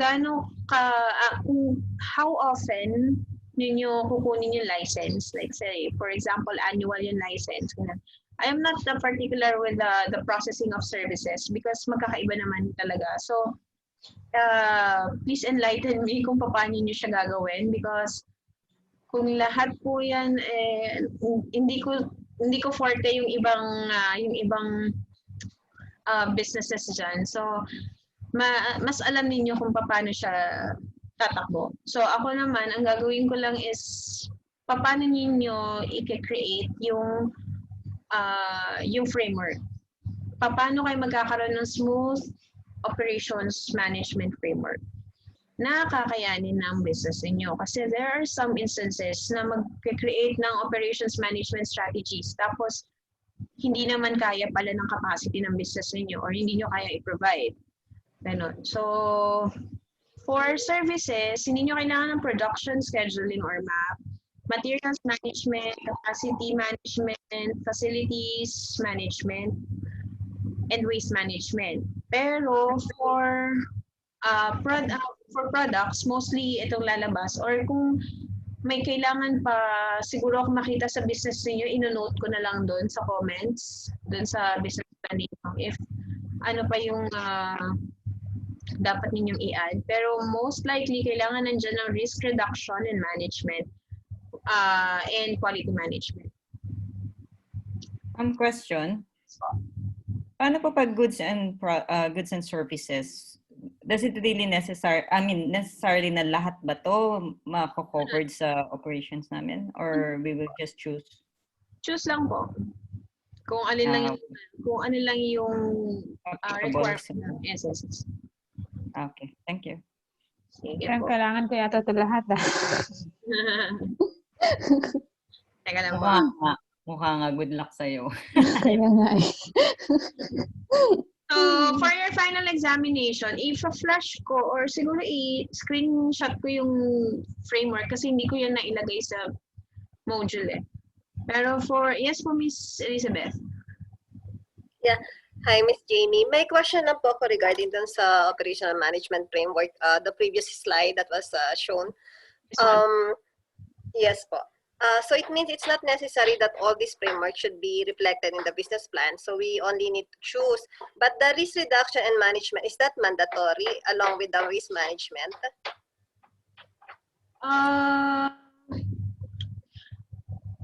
Most business plans kasi talaga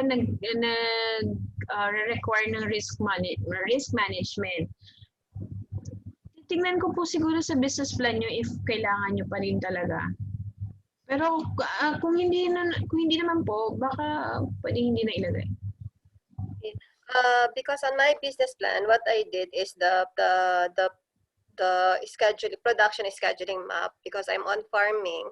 So the process, the sowing, the growing, and the harvesting. So it will fall on production scheduling map, isn't it? Yung process like from seedling, yes, sowing, yeah. Yes. Then yung ito pong mga job description, hiring, no need naman din po i-reflect. We can just make it simplified as part of the organizational chart. Would it be possible? If you have your organizational chart, kailangan pa din po explain yung nasa chart. Okay. Because lahat po ng figures that will reflect on your paper should always be elaborated. So we can club it on that from the organizational chart. We can club in the job description, just a simplified job description. Though it should be detailed. Pwede naman po kahit simplified na. Simplified na lang. Okay, thanks, Miss Jamie. Welcome. So for your final exam, ito po gagawin natin yung operations management framework. That's why I ask you to prepare for your plans because we will go offline after this discussion. Then you have to prepare for your framework. Ang submission po nito will be, kailan po yung last na ano, sabi kong isa-send yung ano, October 1, tama po? Ay, October 1. October 3? Okay. For October 2, isa-send nyo po sa akin yung business plan. I will wait until matapos ng October 2. Hindi na ako bibigay ng specific time because pero kasi masyado na mahaba yung binigay kong time frame. So sana naman po matapos siya within October 2. So ang kailangan ko po makita is progress ng business plan as well as your operations management framework. So it doesn't necessarily mean na kahit hindi pa kayo tapos, wag kayong mag-alala dahil mahaba-haba pa tayo. Meron pa tayong 2 weeks, I think, to create your operations management framework. Okay. Then, elaborate din. Explain yung framework kung paano siya paano siya makakatulong sa business niyo. Makakatulong sa business niyo, employees and customers. Kung paano siya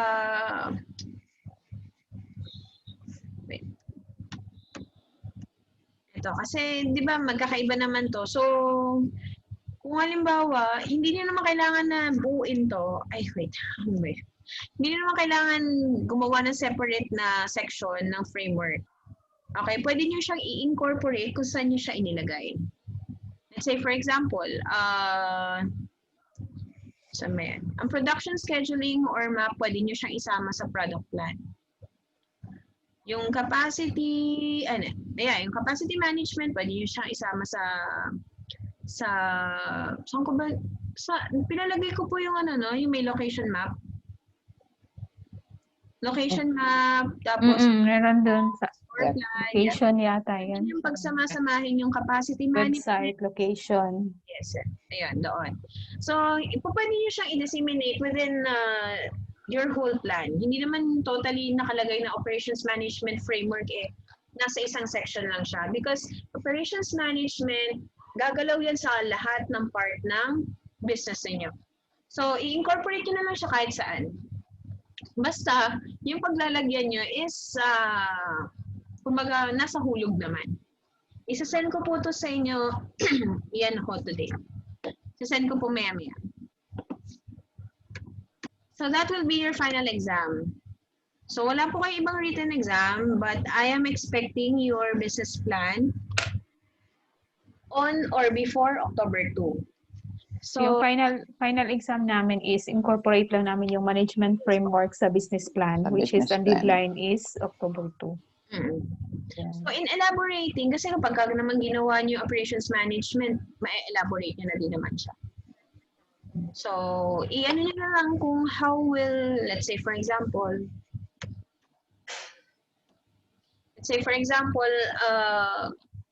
anong matutulong ng employee scheduling. So, of course, for mas maganda yung flow ng production kapag merong fixed na employee scheduling, ganyan. So, hindi naman lahat yan kailangan talaga mag-reflect. Pero there are some factors na dapat makita ko sa business plan ninyo. Pero kung halimbawa hindi ko siya isinama dito, ina-note ko na lang siya sa business plan. Okay? Ayusin ko po ulit yung schedule because mag-present po ng earlier yung batch 3. Yung batch 3 ng Dubai. Kasi po dalawang Miss me, I think for the batch 3 in Dubai, they said mas earlier in presentation ng business plan. But we don't have any idea yet when it would be. But based on the schedule that we got from you, it will be on, the presentation will be on October 30. So it means hindi siya the same with the, hindi siya mas magiging ang date will be the same sa Dubai, yung presentation. I don't think po na ganun because online din na magiging presentation ninyo. Okay. But yeah, pero yung sa Dubai po, they will do it physical presentation. Yes. Because they have physical classes. Mm-mm. Opo. But not the same date po dun sa mga batch 3 na naka-online. I-check ko po yung schedule kung kailan because I don't think nakakayanin natin within October 30. I will check. I have question also, Miss Jamie. Since you requested also for the slides presentation along with the business plan, the write-up, because you're requesting for 2 documents. One slides, which is for presentation of the business plan, then another business plan, which is like the volume type. We can send like business plan muna na volume, then after a while yung slide presentation, we really need to send both. Pwede naman po mauna. Yung presentation po ay yung slide po sa presentation mismo. Don't have to send it sa akin. Pero pwede nyo rin reviewin. If in case na makagawa na kami, then we chose to send it to you for your review. Possible naman po. Hindi ko siya i-review because nasa sa inyo po kasi yun kung paano nyo siya i-present. So, baka may mga in-note ako na hindi naman ganun ka, paano ba yun? Hindi naman ako mag-present, kumbaga. So, nasa sa inyo kung paano nyo siya ilalagay sa slides. Pwede nga 5 slides lang or 6 slides lang eh. Pero nasa sa inyo kung paano nyo siya i-discuss. So, on October 2, Miss Jamie, yung 3rd draft, yung kahit hindi namin i-attach yung slide, okay lang. Opo. Yes. Okay. Yes. Thank you po. Welcome. Any question pa po para before tayo mag-offline? So, yung sa sa October 2, dapat complete na ba yun kasama ng financials? No. Hindi pa kasama ng financials. Kasi ang ina-expect ko lang po na halos complete na ay nasa batch 3. Which is, I think 3 po yata sila. 4, something like that. So, sila kasi nag-accounting na, nag-finance, complete na sila halos. So, okay. Complete na din halos yung paper nila. So, kayo po, hanggang marketing lang at saka yung framework. Yes po. So, wala nga. Baliktad na. Yung iba, pwede naman na. Pero kasi as much as possible, makomplete muna yung may product plan, operations management plan, ganyan. Para alam natin kung paano natin siya gagamitin sa financial aspect. I-send ko po saglit lang yung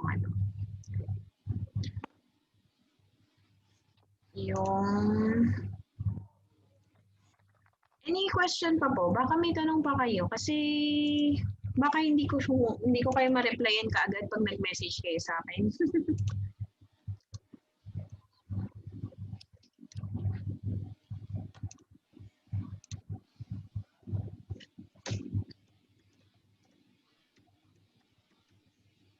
Hi, Ma'am Jamie. Christina. Yes po. Ma'am, na-miss out ko yung earlier session.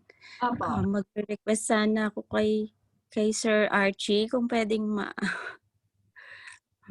recorded naman to.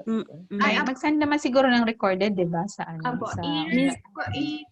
I-follow up ko na lang po pala Sir Gab para ma-send po kaagad. Kasi meron po, I think 3 po yata yung na-late ng pasok. So, walang problema. Thank you po. Welcome po. Wala naman tayo magagawa kung may mga, iba-ibang, lahat naman tayo may ginagawa sa buhay. Kasi parang hindi na yata sila nagsisend ng ng recorded. Like sa research namin, parang walang recorded yata na. Tatanong ko po ulit kay Sir Gab kasi I think pasend na. Nakalimutan po siguro or something. I don't know. Yeah, sasend ko po yung yung exam. Ay, mali.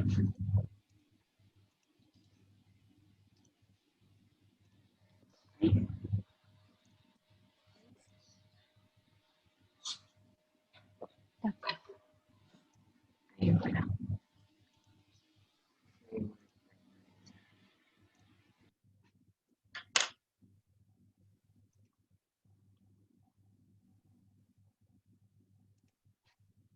Ayan po, sinend ko po yung framework and yung final exam.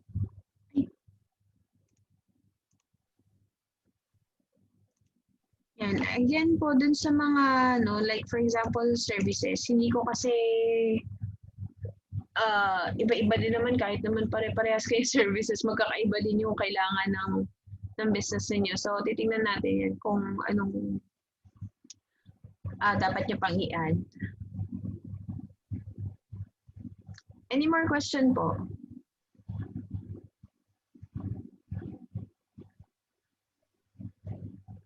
Wala nang tanong? Pwede ko bang incorporate yung insurance doon sa business plan? Yes, yes. Ang insurance, papasok, I think, sa... Risk license. management. Risk reduction, yata. Yeah, sa risk po. Sa risk reduction. Risk reduction. Yan siya papasok. Yung mga products, kailangan po may waste management kayo, especially may mga consumables na. Kung halimbawa yung mga toxic, ganyan.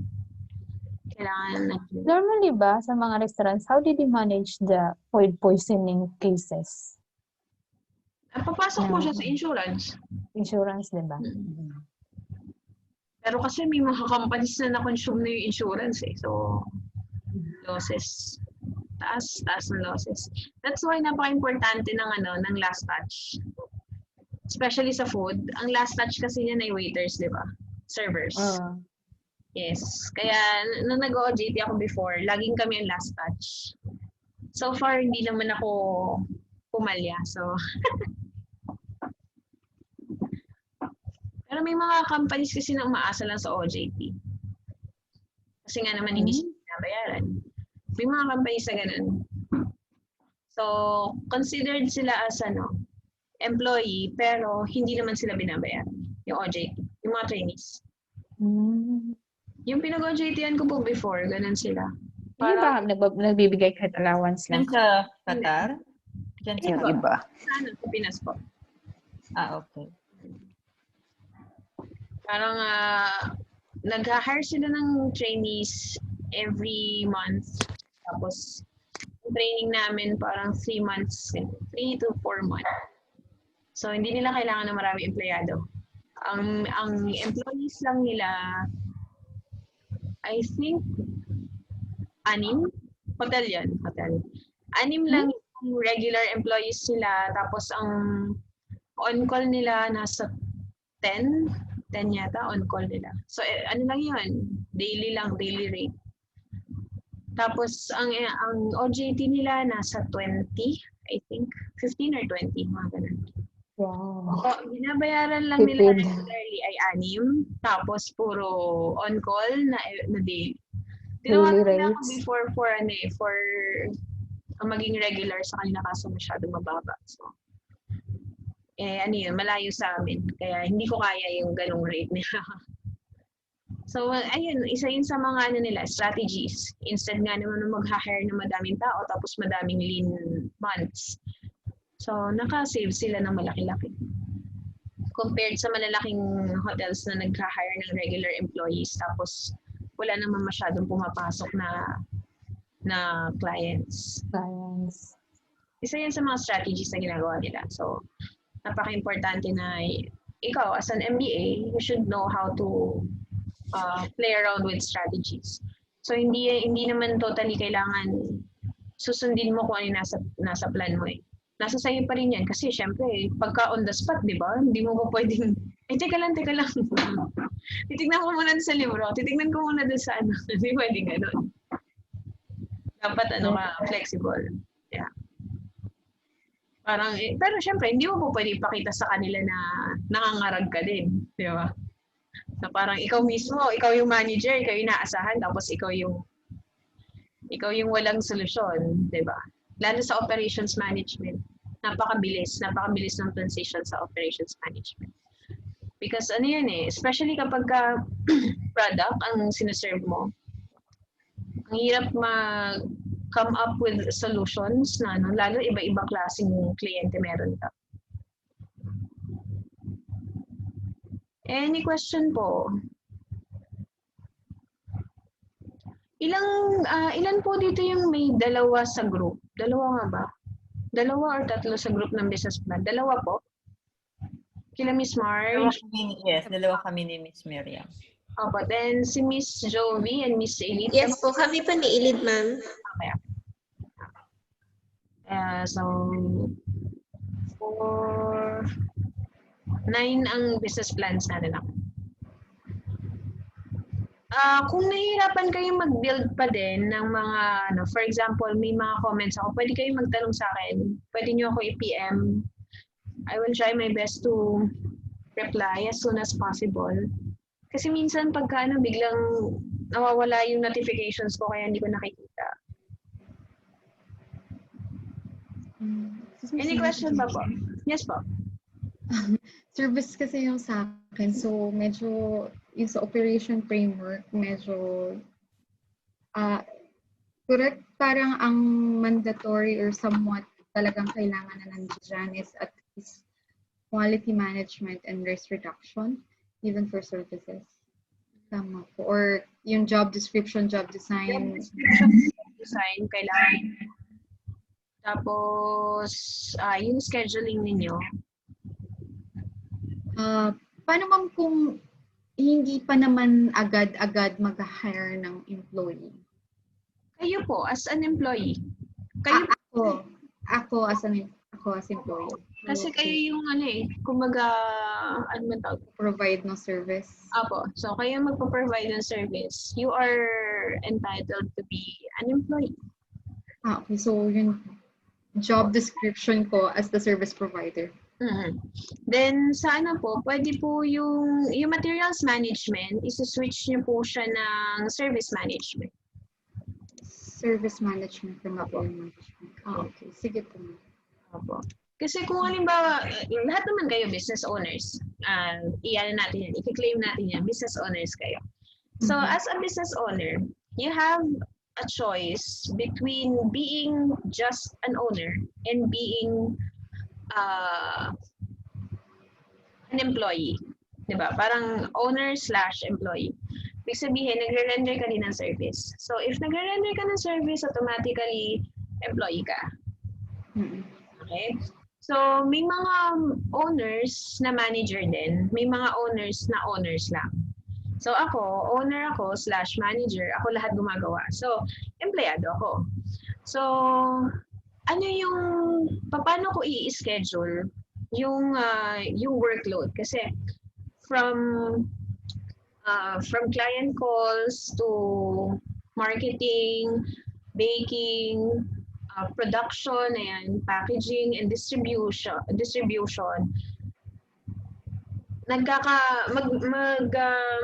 Magkakahalo-halo yan if wala akong proper employee scheduling.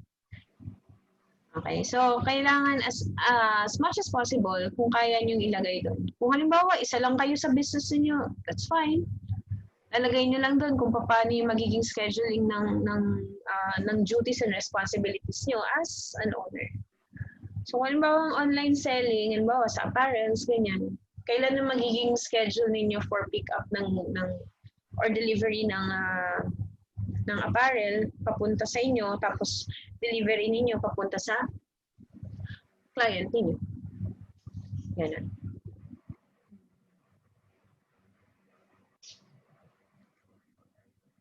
Any question pa po? Yung capacity management at facilities management, pwede po siyang isa lang. Yung capacity management kasi papasok siya sa plant management. Kung gaano kalaki yung magiging work area or yung mismong store area kung meron kayong ganun. That's why ang hirap i-discuss ng modules ng may specific na example. So kailangan talaga every time na may discussion tayo, nandiyan ang business plan ninyo with you para alam niyo nakakapagbigay ako ng examples kung ano yung dapat yung i-incorporate sa mga business plans ninyo. Kasi magkakaiba naman yan. And kayo, in the future, magkakaiba kayo as an operations manager. So, any more question po? Kasi para mas clear sa atin.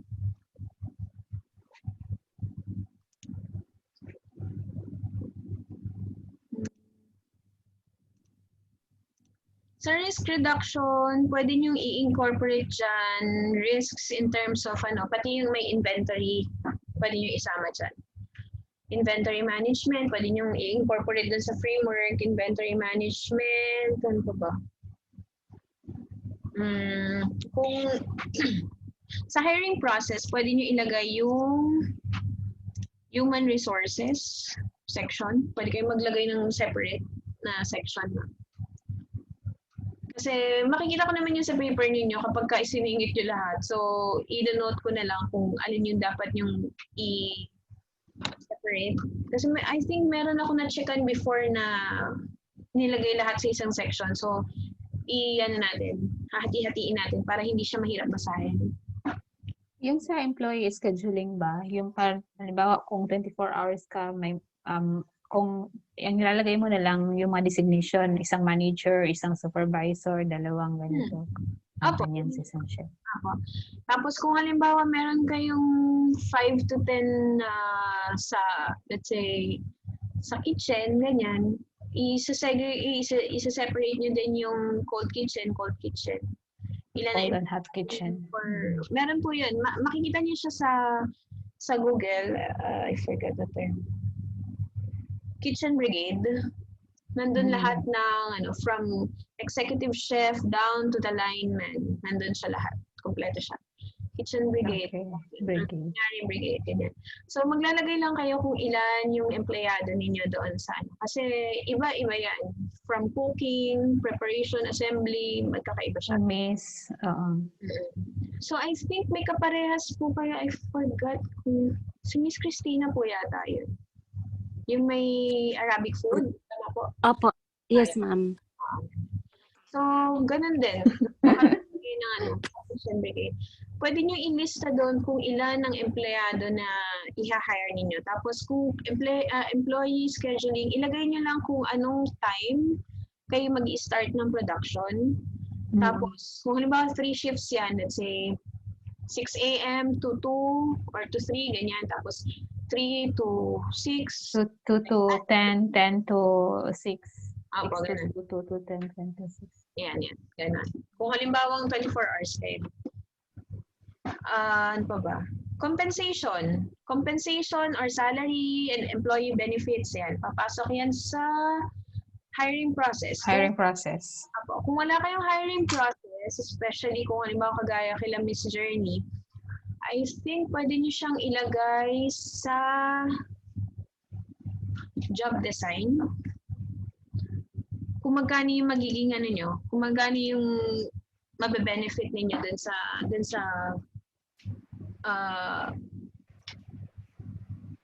sa business. Parang percentage po ng kita. Yun yung sa inyo. Yes. So, kung halimbawa, iba-ibang klase ng services yon, iba-ibang percentage. I think palagay din po ako sa inyo ng ng average. Tama po ba? Opo. Kasi mahirap kunin yung average ng sales, ng profit, ng sales, yeah. Kasi kung halimbawa madami kayong services na ino-offer at iba-iba yung prices per package.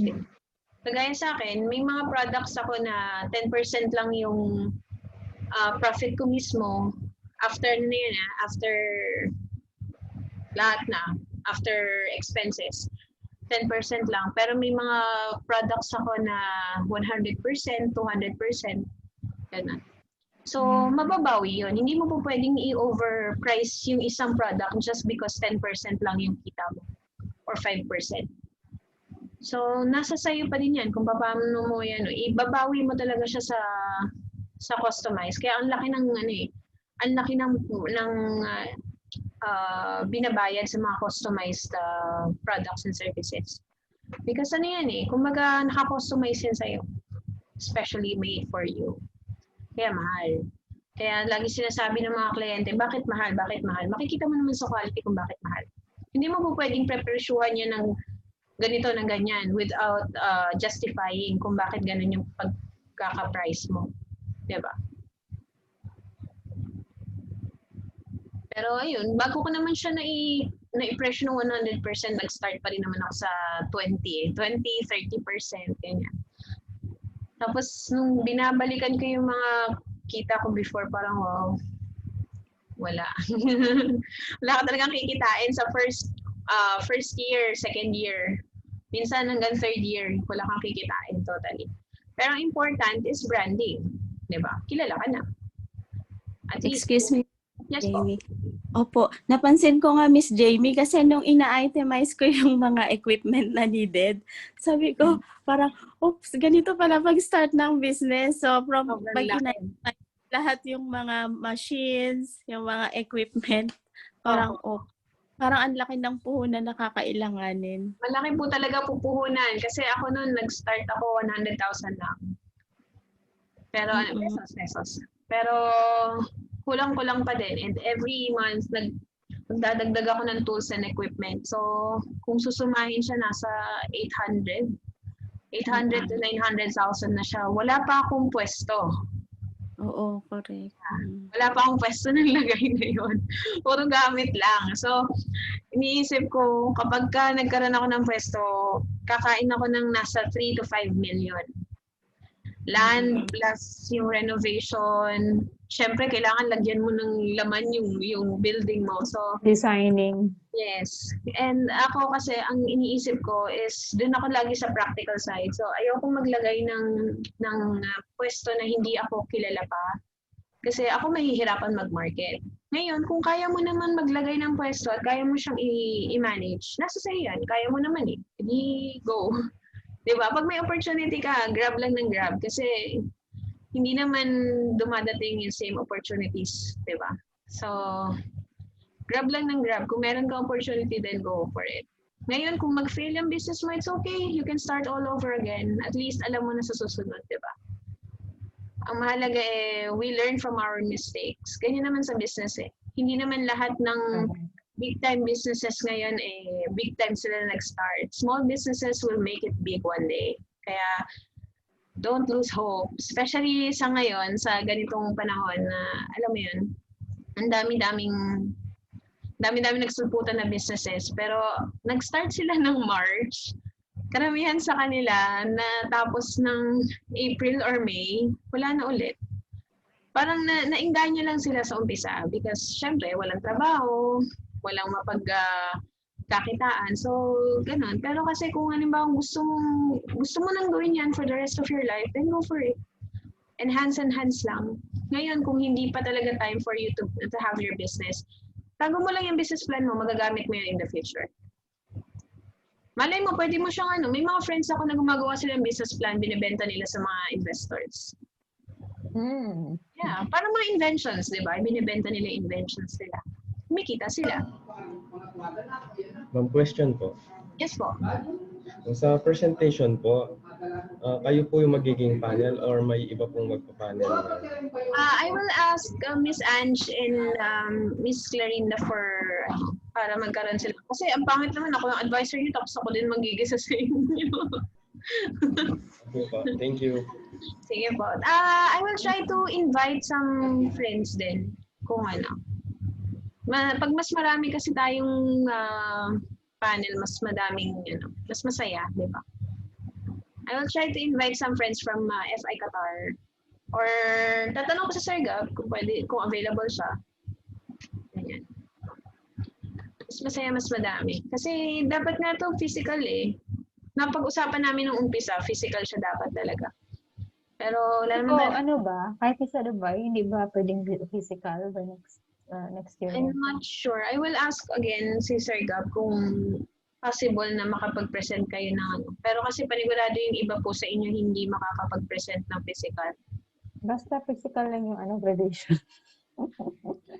Bilang 2 ni Leonel lang hindi pwedeng physical. Lahat kayo nasa Dubai. Oo nga po. Celia, punta ka dito. Sige, tira ako sa'yo, ha? Oh, sure. Ticket lang, okay na. Oo. Mahal na ticket.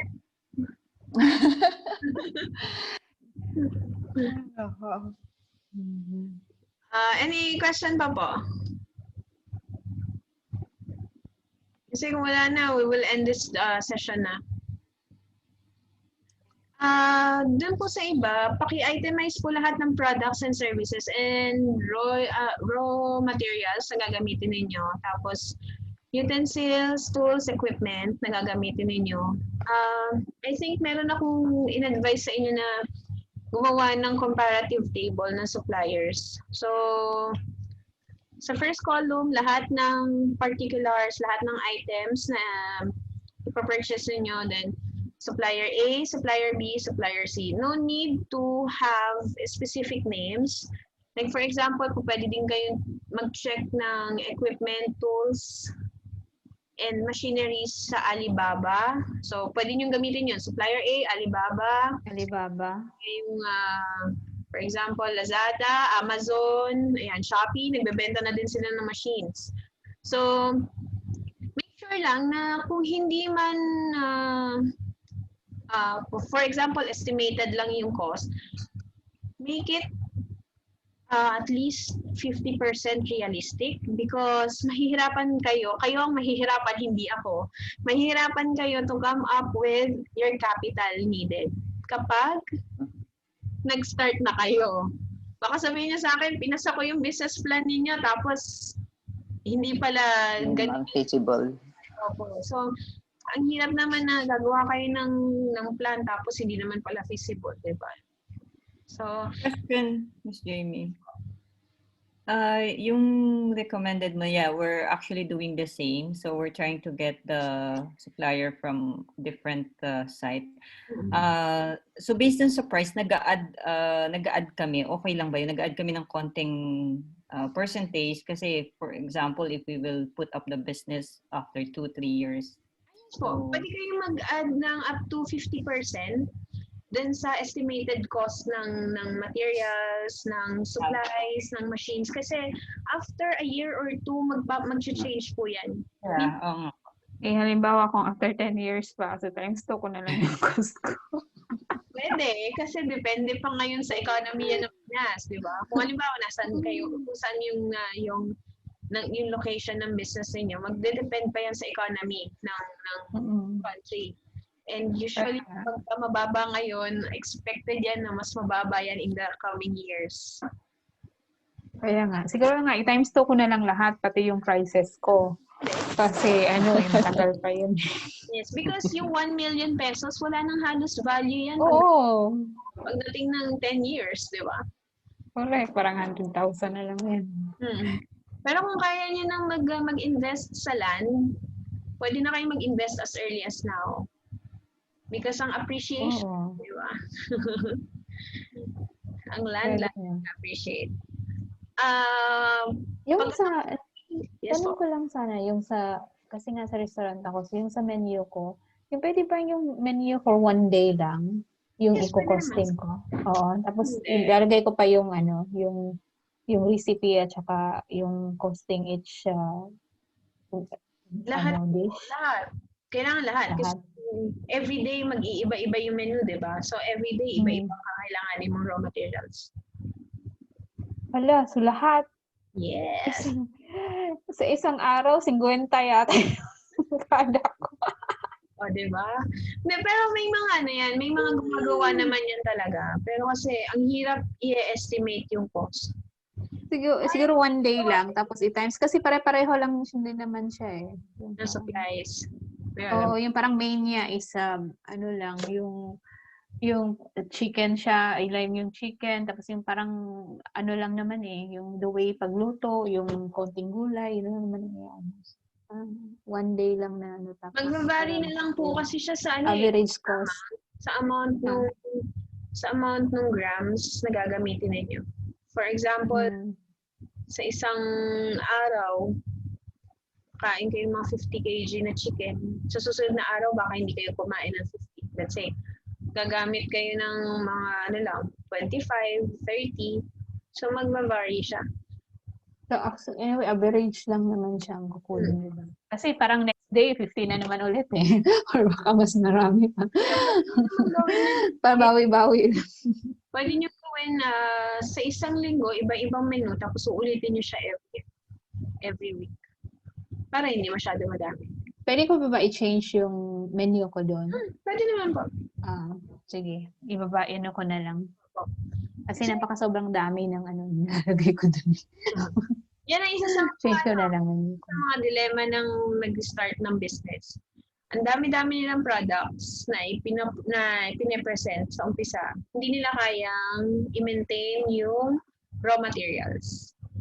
Kasi kung halimbawa, raw materials nila, ang cost nila, total cost ng raw materials, kasama na 3 months provision, nasa, say, 3 million. Raw materials lang. Walang equipment, walang tools, walang machineries, walang... Pero sa restaurant, hindi ka naman pwede ka bang mag-store ng 3 months ng raw materials? Hindi niyo siya i-store. Meron lang kayong budget for that. Budget na lang. Oo, kasi para dapat 1 week lang dapat yung storage mo, di ba? Dapat nga po 5 days lang. 5 days, maximum. Pero ang ginagawa po kasi ng iba, kumukontak sila ng suppliers. Ganun may supplier na nagdi-deliver. Apo, so babayaran nyo sila ng let's say 2 to 3 months, ganyan. Tapos every week magde-deliver sila ng goods sa inyo.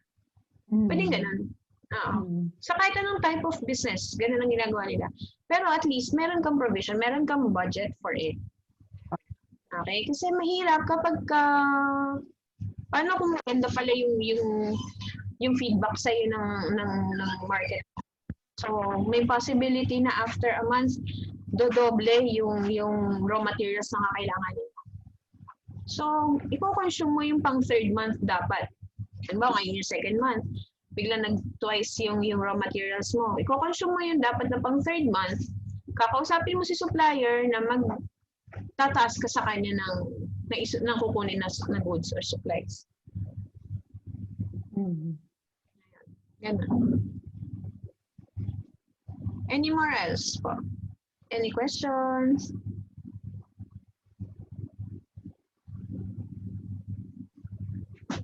Wala nang question. Wala na po. From my end, wala na po. Sure ba yan? Baka parang may mga Sorry po. Ano po? Nawawala like capacity. May mga details kami like capacity na pwede naming baguhin. Pwede pa naman, di ba? Opo, pwede naman. Kasi ang final ninyo ay ano pa? Wait, check ko po. I think ang final ninyo nasa ano pa eh? January nga ba?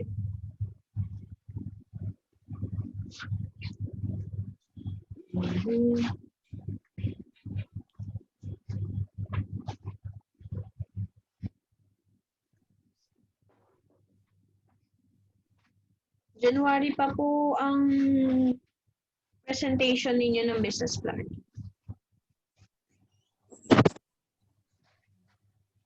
So, siguro gano'n na lang din po gawin ko. Business plan and thesis presentation ng batch 3 magkasabay. Kasi parehas lang naman po yan ipipresent niya. So, then yung business plan and thesis presentation po ng online will be February. If ever po, okay ba sa inyo na full day yung presentation para hindi natin siya ikakat ng ganitong kahaba? 3 araw kasi nandito eh. Kaya ba ng whole day? Mga 8 to 5, ganun. Okay, basta Friday. Friday pa rin. Friday. Opo, pero i-check ko pa din dun sa mga i-invite ko, baka hindi naman sila available. Ang comprehensive exam po ng batch 3, so kasi sabay-sabay kayo. Pwede bang sabay-sabay na lang kayo? Yung batch 3 kasi matatapos sila ng October eh. October or November, October. Makakapag-wait pa po ba ang batch 3 for comprehensive exam para sabay-sabay kayo? Gusto na lang graduate. Alam ko ayaw nila ng compre. For me, Batch 3. I'm okay with the compre. Okay lang po kahit January? Compre. When po yung yung business plan and thesis presentation? October 30 po yung nandito sa akin eh. Opo ngayon. Pero yung thesis kasi, it was separate date reflected sa schedule. Opo, parehas ko na lang po kasi isa lang naman ang ipe-present ninyong thesis. Yan na din kasi ang thesis ninyo eh. Kaya kung mapapansin nyo, very detailed yung plan. Yeah, I noticed nga po, yung thesis kasi, yung business plan na based on your review, it's a detail almost the same with the thesis. Yes po. Ang thesis schedule ko kasi is February based on the modified schedule. But the business plan presentation dated October 30. Yes. Same na lang po siya. Same day na lang po. So, At the same time, sige po, ganito na lang. October. Adjust ko po ulit itong schedule. I-change ko po yung business plan presentation into thesis presentation for batch 3 ng October 30 and November 6. Then for online, dun sa batch 1 ng online, ang thesis and business plan presentation nila will be February. Oh, okay. Sorry, yun sa amin. Clear po ba? Yung kila Miss Elizabeth, ang thesis presentation will be October 30. Then yung kila Miss Ione, thesis presentation will be February 12.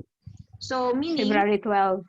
Opo, Okay. meaning wala ng business presentation ang group nila Miss Ione ng October 30. It will be on February 12.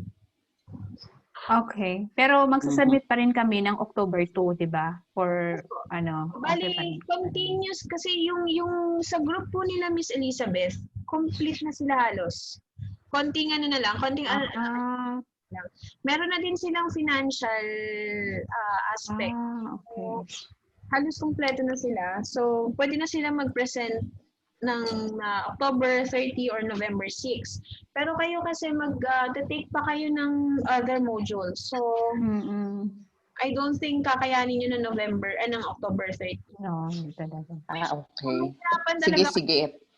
Para may idea kami by October 30, November 6 kung paano sila mag-present. Tama. Cecilia, tingnan natin kung paano. Hindi naman kayo na accounting and finance module, so no need to worry.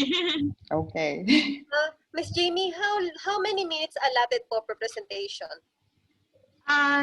Wala naman pong specific, pero not more than 1 hour.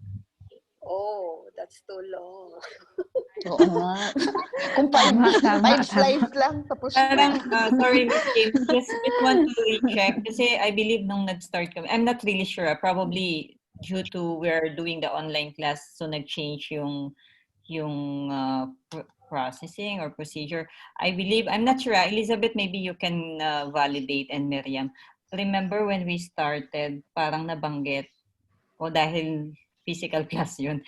Parang sabi for group issues, 15 to 20 minutes, Mark. Yes. Yes po, ganun din po yung naalala ko. Bakit? Kasi parang you have only 15 minutes to present only the important things. Yung binigay ko po na 1 hour is kasama ang Q&A. Okay. So 20 minutes, 30 minutes for us to present, then another half an hour for Q&A. Pero kasi we are considering your business plan as your thesis presentation. So maximum of 5 minutes for presentation itself. Pwede pong pakiulit yan, I'm sorry. Maximum of 30 minutes for presentation itself, then 15 to 20 minutes for Q&A. But kasi there are some cases, there are some plans na it will require you more to present, especially yung malalaking, yung large scale na na business. So they will, siguro maximum nila, maximize nila yung 30 minutes. Pero kung halimbawa madaming tanong si panel, kakainin talaga yung 1 hour kasama yung presentation. Okay. 15 to 20 minutes for business plan. Yes, pwede yun. Pero kung thesis yan, hindi po pwede. Because ang daming sections, di ba? Ipapa-add po ako ng iba pang sections. Kasi may additional pa ba? Aside from the framework, may additional pa ba na ilalagay? Wala na po. Wala na yata. Ms. Jamie? Yes po.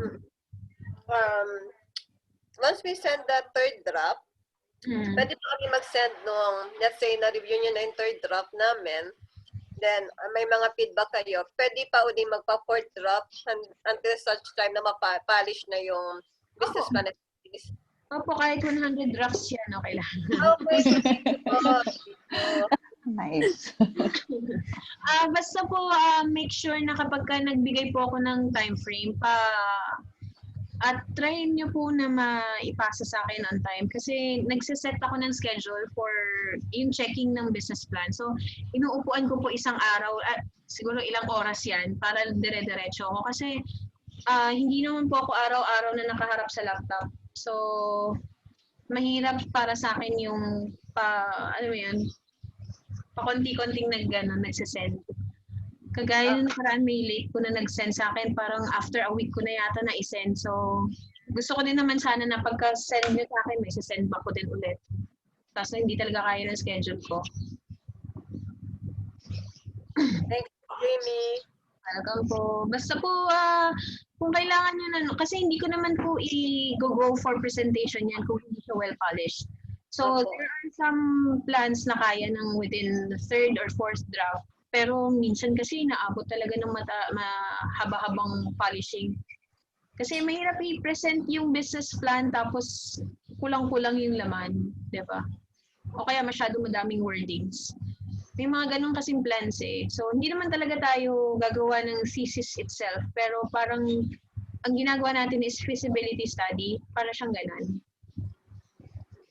Minus dun sa dun sa mga talagang kailangan mo mag-provide ng sample products. Kasi sa amin before, ang business plan namin kailangan may sample product kang ipapakita during presentation. Pero dahil online naman tayo, hindi niyo na kailangan paano niyo i-present sa akin yung product na kaganon lang. Yung product ko, yung adobo, chicken adobo. May na lang virtual.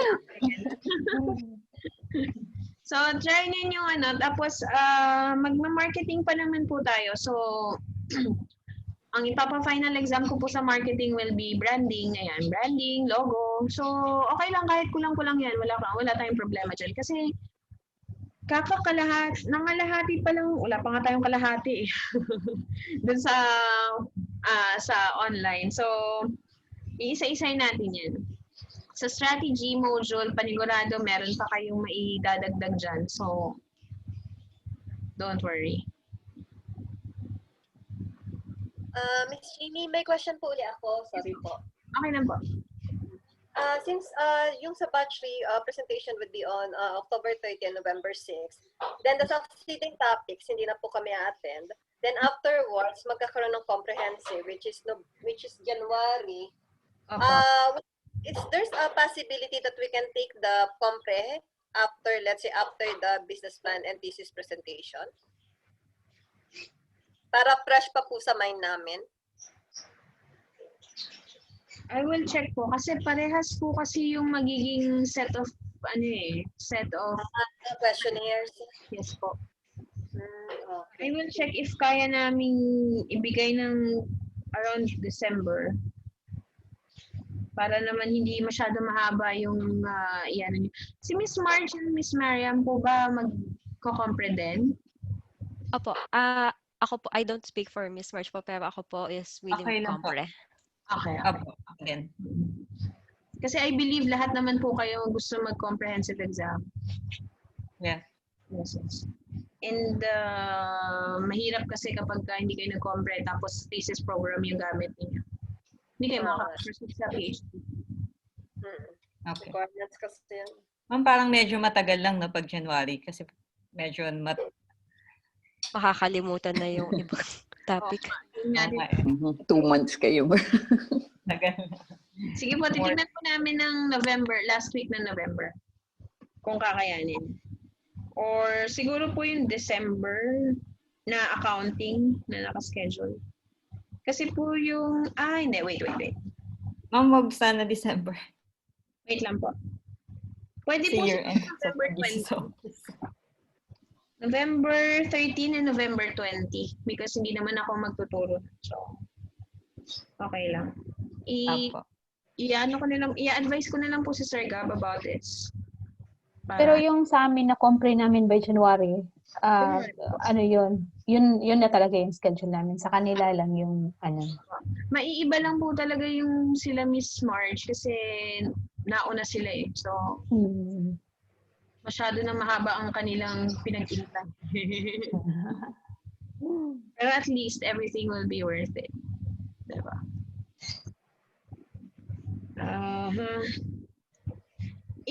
Tatanong ko po pala yung research presentation nila Miss Elizabeth kasi nakalagay dito ay January 29 ang research presentation nila. I'll ask about... Yeah, Miss Jamie, for the research, it's a group. So for Miss Clarinda, it will be the same schedule as to the online batch. The other batch po. Pero okay sa inyo? Okay lang po. Okay lang po kasi na-divide na kami, ma'am. Yes po. Kami na. Sige po. Yung exam lang para lang fresh siya sa ano. Siguro I'll create another set of exam for compre dun sa mag-exam sa January. Pero yes po. Usually, ma'am, yung compre, ano ma'am yung structure ng essay ng mga po. Essay. Time po ito kaya po siya 2 days. Time po, bibigyan namin kayo ng 2 hours to answer your exams. Pero kailangan po may video kayo pag nag-exam. Then, isa-send nyo siya sa email. So, it's either, hindi ko kasi sure kung may iba akong klase that day, pero magsa-switch po kaming tatlo nila Miss Ange and Miss Clarinda. Kung sino magiging proctor for that. Pero timed siya, so ang mangyayari, 5 questions, essay, then ilalagay, pagka-send sa inyo, isa-send back nyo siya sa email within 2 hours. I believe kaya nyo siyang gawin dahil nagawa naman po nung previous namin batch. Nagawa ko din naman siya. Mas malala pa nga sa amin before kasi handwritten. Ngayon, type lang. Tapos, di ba? Mas madali. Hello po. Yes, is it open book po ba? Kasi okay lang po ba yung open book?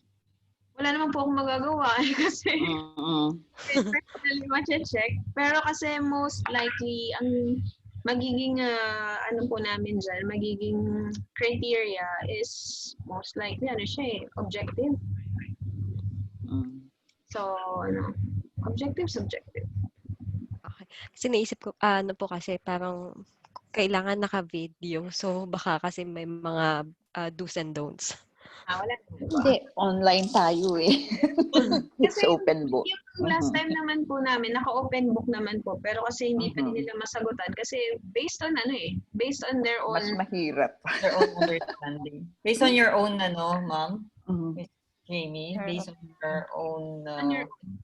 Hindi mo po on your own opinion kung anong sagot mo dyan sa or maybe siya. Kasi kahit i-copy-paste po yan, mababasa ko naman yan. Last time, nag-copy-paste. So, mababa ang grade. May mga situational ba? Most likely situational, pero ano po siya, situations based on kung paano mo siya i-handle. Handle in situations na ganun. First calculation, Miss Jamie, like for since five questions siya in an essay type, subjective or objective. So probably wala siyang ganun na like analysis like in the finance. Hindi ganun, no? Wala naman ganun. Okay. Parang most likely ang questions will be situational. It could be objective, it could be subjective at times, pero more likely kung paano niyo siya i-handle eh. Kasi gano'n naman talaga sa field. Kapag you were sent out, di ba? Like sa application. Apo, gano'n lang siya. Application. Okay, thank you po. Welcome po. Don't worry, hindi na. Sa essay, so, may minimum required of words ba? Or wala po. As much, if you can make it as short as possible, it's fine. Pero ayoko naman masyado mahaba because I always go for quality over quantity. Ayoko naman masyado mahaba kasi wala naman po. Paulit-ulit. Mas brief. Kung brief lang. Brief and precise, okay. Gusto ko yan. So, Miss Jamie, we can assume po na hindi siya technical, no? So, more on the application of what we learn. It will be technical because, of course, we will be talking about situations. Kumbaga, technical siya in terms of, example, ikaw as an MBA, how would you... Yung approach mo dun sa situation. Yes. Ganun lang siya. Because ganun naman din sa... Mag-mention ba kami ng mga framework na yun ang gagamitin? No. Ano yan? Divided by the subject? Practical lang. Under business law, under... Subject. No. Bali, isang page, isang module. So, isang module, 5 questions. Okay.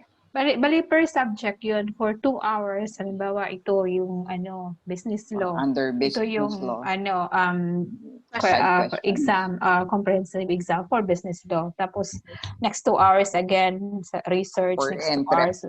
Yes, okay. Pwede naman kayong kumain in between kung bigla kayo magutom or ganon. May break mo yun. Natapos lahat ng less than 2 hours, pwede tayo mag-start ng panibagong exam. Para hindi natin ma-maximize yung buong araw kasi nakakaumay yun. Oo. Yung schedule 12 hours. 8 to 8 p.m. 8 a.m. to 8 p.m. 8 a.m. to 8 p.m. Wow. Yes. Pero dahil masyado sila nag-relax, inabot kami ng 11 p.m. Miss Jamie, question po. Di ba po yung compre is for 2 days? Tama po ba? Opo. Okay. Tapos, per module po siya? Yes po.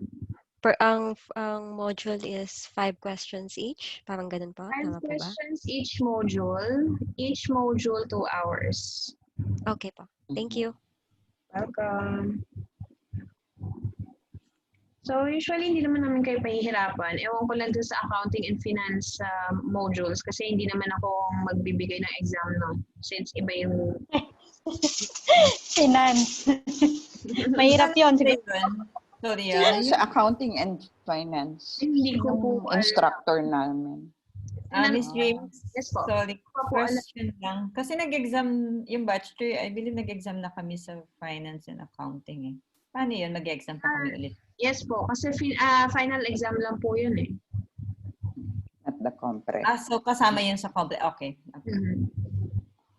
May compre ang finance. Yes po. Lahat po yan. Per module po. Yes. So sa first day ng comprehensive, ano yung mga modules? Na-list ka na? Okay. Hindi natin pagsasabay-sabay na mag-exam. Ginagawa ko kasi So ano ba yan siya? Di ba 2 days? Ha? So 2 days means 2 Fridays. Yes. Okay. Pero ako po Pwede mong ma-send in advance yung schedule ng kompleto. Yun yung unahin namin pag, di ba Cecilia? Yun yung unahin natin Definitely pag send it kasi sa isang i-review. Friday iba yung ano, so para makakapag-review kayo. Oo. Para bang, oo, at least malaman namin in advance. So, para unahin na namin pag-study yung next Friday na exam. So, six subjects Yes, per, po. Yes. 6 modules per per day.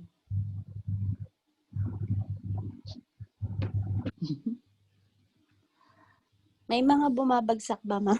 Compre? Wala po kami babagsak because usually ang questions ay based on your own opinion. So wala namang tama. No right and right. No wrong. No incorrect answers. I mean, diba? Kasi yan ang approach mo eh. Kung yan ang approach mo, then it's okay. But for research, I think technical ang research. I'm not sure. Kasi nung nag-compare ako before sa research, ako bumagsak. Okay. Question pa, minsan kasi yung binibigay na type of essay or yung question is very vague. Parang hindi ano ba yun? Yun nga yung mahirap eh. Magpa-proctor naman po kami, so you may ask kapag during sa exam. Pag yung question is very vague, tapos parang mag-a-assume kami, parang mali, parang ganon, di ba? Ang hirap nung ganon. Parang yung last na exam namin sa research is given lang yung, yung business type, saka budget, enterprise and budget. Parang vague kung iaano ko. So, based lang do sa given, yun lang yung linagyan ko, inanalyze ko. So, ang hirap magbigay ng, i-assume ko ito yung enterprise, i-assume ko ito yung budget. Parang ganon. Pero most likely, hindi naman po, madali lang naman yung exam. Pwede po ba manghingi ng sample question? Review. Meron ba? Wala kami makita sa online. At least nga po meron kayo mababalikan na video. Anyway, yes. Just in case. Pero most likely, naitanong ko na sa inyo or na-discuss ko na sa inyo. Yun nga lang, kung hindi ako magulo mag-discuss. Pero most likely, hindi naman talaga siya, hindi naman siya mahirap. Kasi ang i-apply nyo dun is kung may natutunan kayo mismo talaga sa module.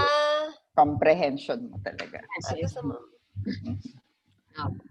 Yes. If I may raise something po. Kasi yung comprehensive exam po ng batch 3 is scheduled November po, no? Tama po ba? Ayun.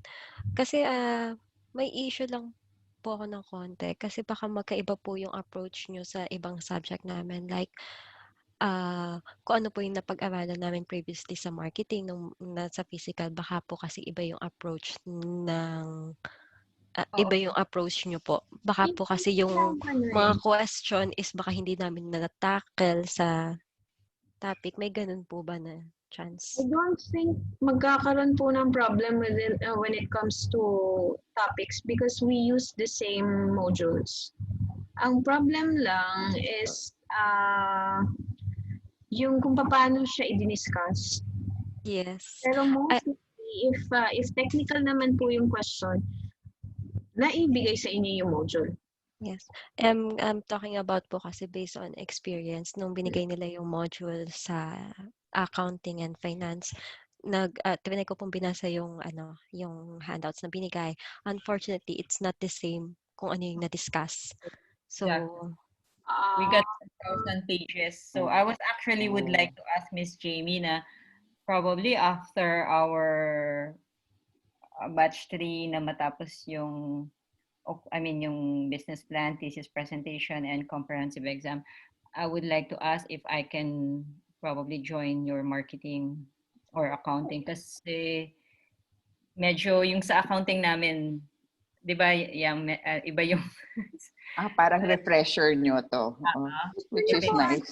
I-diretso na po natin in January yung comprehensive ninyo para makapag-refresh kayo dun sa mga para isa na lang po kayo ng exam. Kasi kung Kung mauuna kayo, hindi kayo makaka-join sa accounting and finance na class.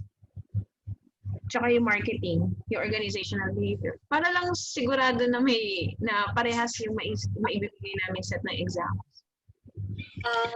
Jamie, ako kasi hindi pwede nang ma-extend kasi actually today po is 2 classes po yung ina-attendan ko. Na pagod na medyo na pagod ba? 2 laptop actually naka-office sa akin right now. Because I'm enrolled in Ateneo. So, kung pwedeng ako na lang, kahit matake ko yung compre earlier, para at least by January, medyo may mga mock-up presentation din po kasi kami. Baka po ma-overload po ako. Sige ma'am, okay lang din. Mauna po kayo? Okay lang naman na matapos na, sa batch 3 na by November 13, we can take yung comprehensive. I was just only checking kasi ang gusto ko lang naman attendan is yung accounting which is December 11.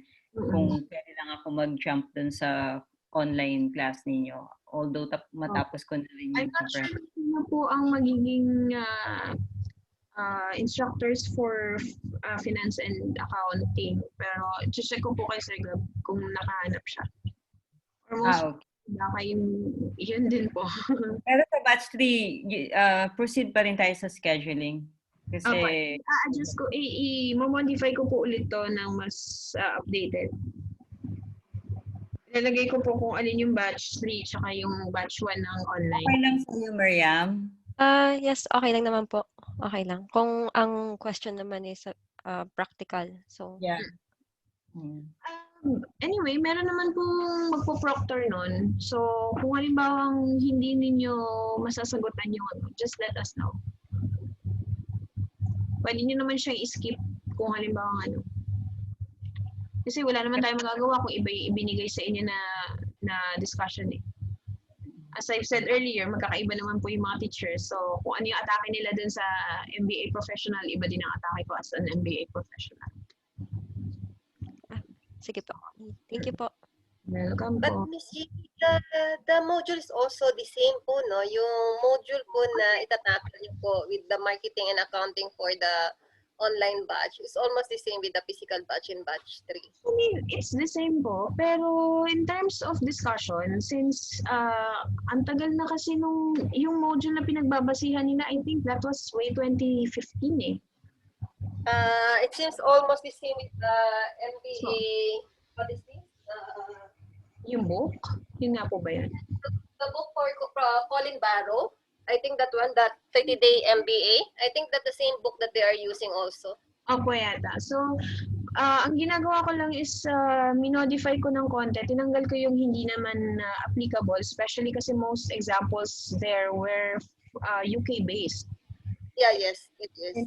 Opo. So, ang ginagawa ko na lang is, nung minodify ko po siya, general na lang para mag-a-apply siya sa traditional and modern MBA. Iba naman eh. Opo. So, hindi ko lang alam kung ganun din yung previous discussions na mga ninyo sa earlier modules ninyo. Pero most likely, you are welcome naman to attend yung mga modules na na-take nila. Thanks, Ms. Jamie. Welcome po. Mas okay nga po kung magsisit-in kayo at least, di ba? Na narinig niyo yung discussion from an MBA perception dun sa isa. Tapos ito, may panibago din ulit. Magkakaiba naman tayo ng takbo ng utak. Any more questions? Tatanong ko lang, yung comprehensive exam ng batch 3, ano yun? Online din sila? Yes po, same lang. Same lang po ng procedure.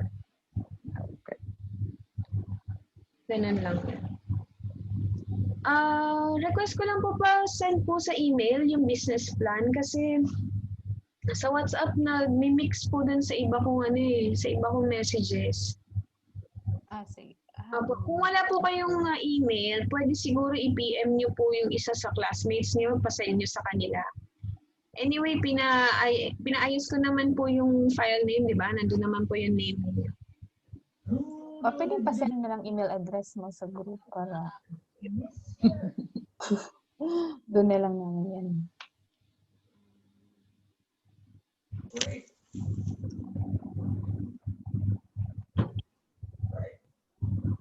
Kapag kasi email po kasi nag-notify siya sa phone ko. So, nakikita ko kapag hindi ko pa siya nabubuksan. Okay. Gaya yung isa, late ko na nabuksan. So, late ko na din na-send sa kanya. Alam ko naman busy kayong lahat. So, we'll try our best para ano tayo. Any question pa po?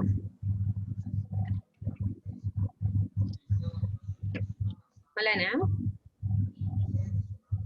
Wala na. Wala na. Yay. Done for today na po. Oo. Sige po, message na lang ako if ever you have questions. Yes! Hi, Cecilia. Thanks, Miss Amy. Message na lang po kami sa'yo. Thank you po. Thank you. Hi, so by next meeting pala, ano na lang, same pa rin, no? Operations pa rin by tapos magsisend ka na lang ng Ay, sorry, Miss Jamie. Yes po. Ano pong meron next week? Operations. Wala po. Char. Follow up. Kung halimbawa ginawa niyo po yung ginawa niyo na yung framework tapos parang medyo vague pa rin siya sa inyo. Pwede natin i-discuss. Pero siguro short discussion na lang. Okay. So wala na pong parang additional terminologies and I'll try to look for more examples ng framework. Okay po. Thank you. Thank you. Thank you. Thank you. Bye. Thank you po. Bye. Bye. Thank you po. Take care. Bye-bye.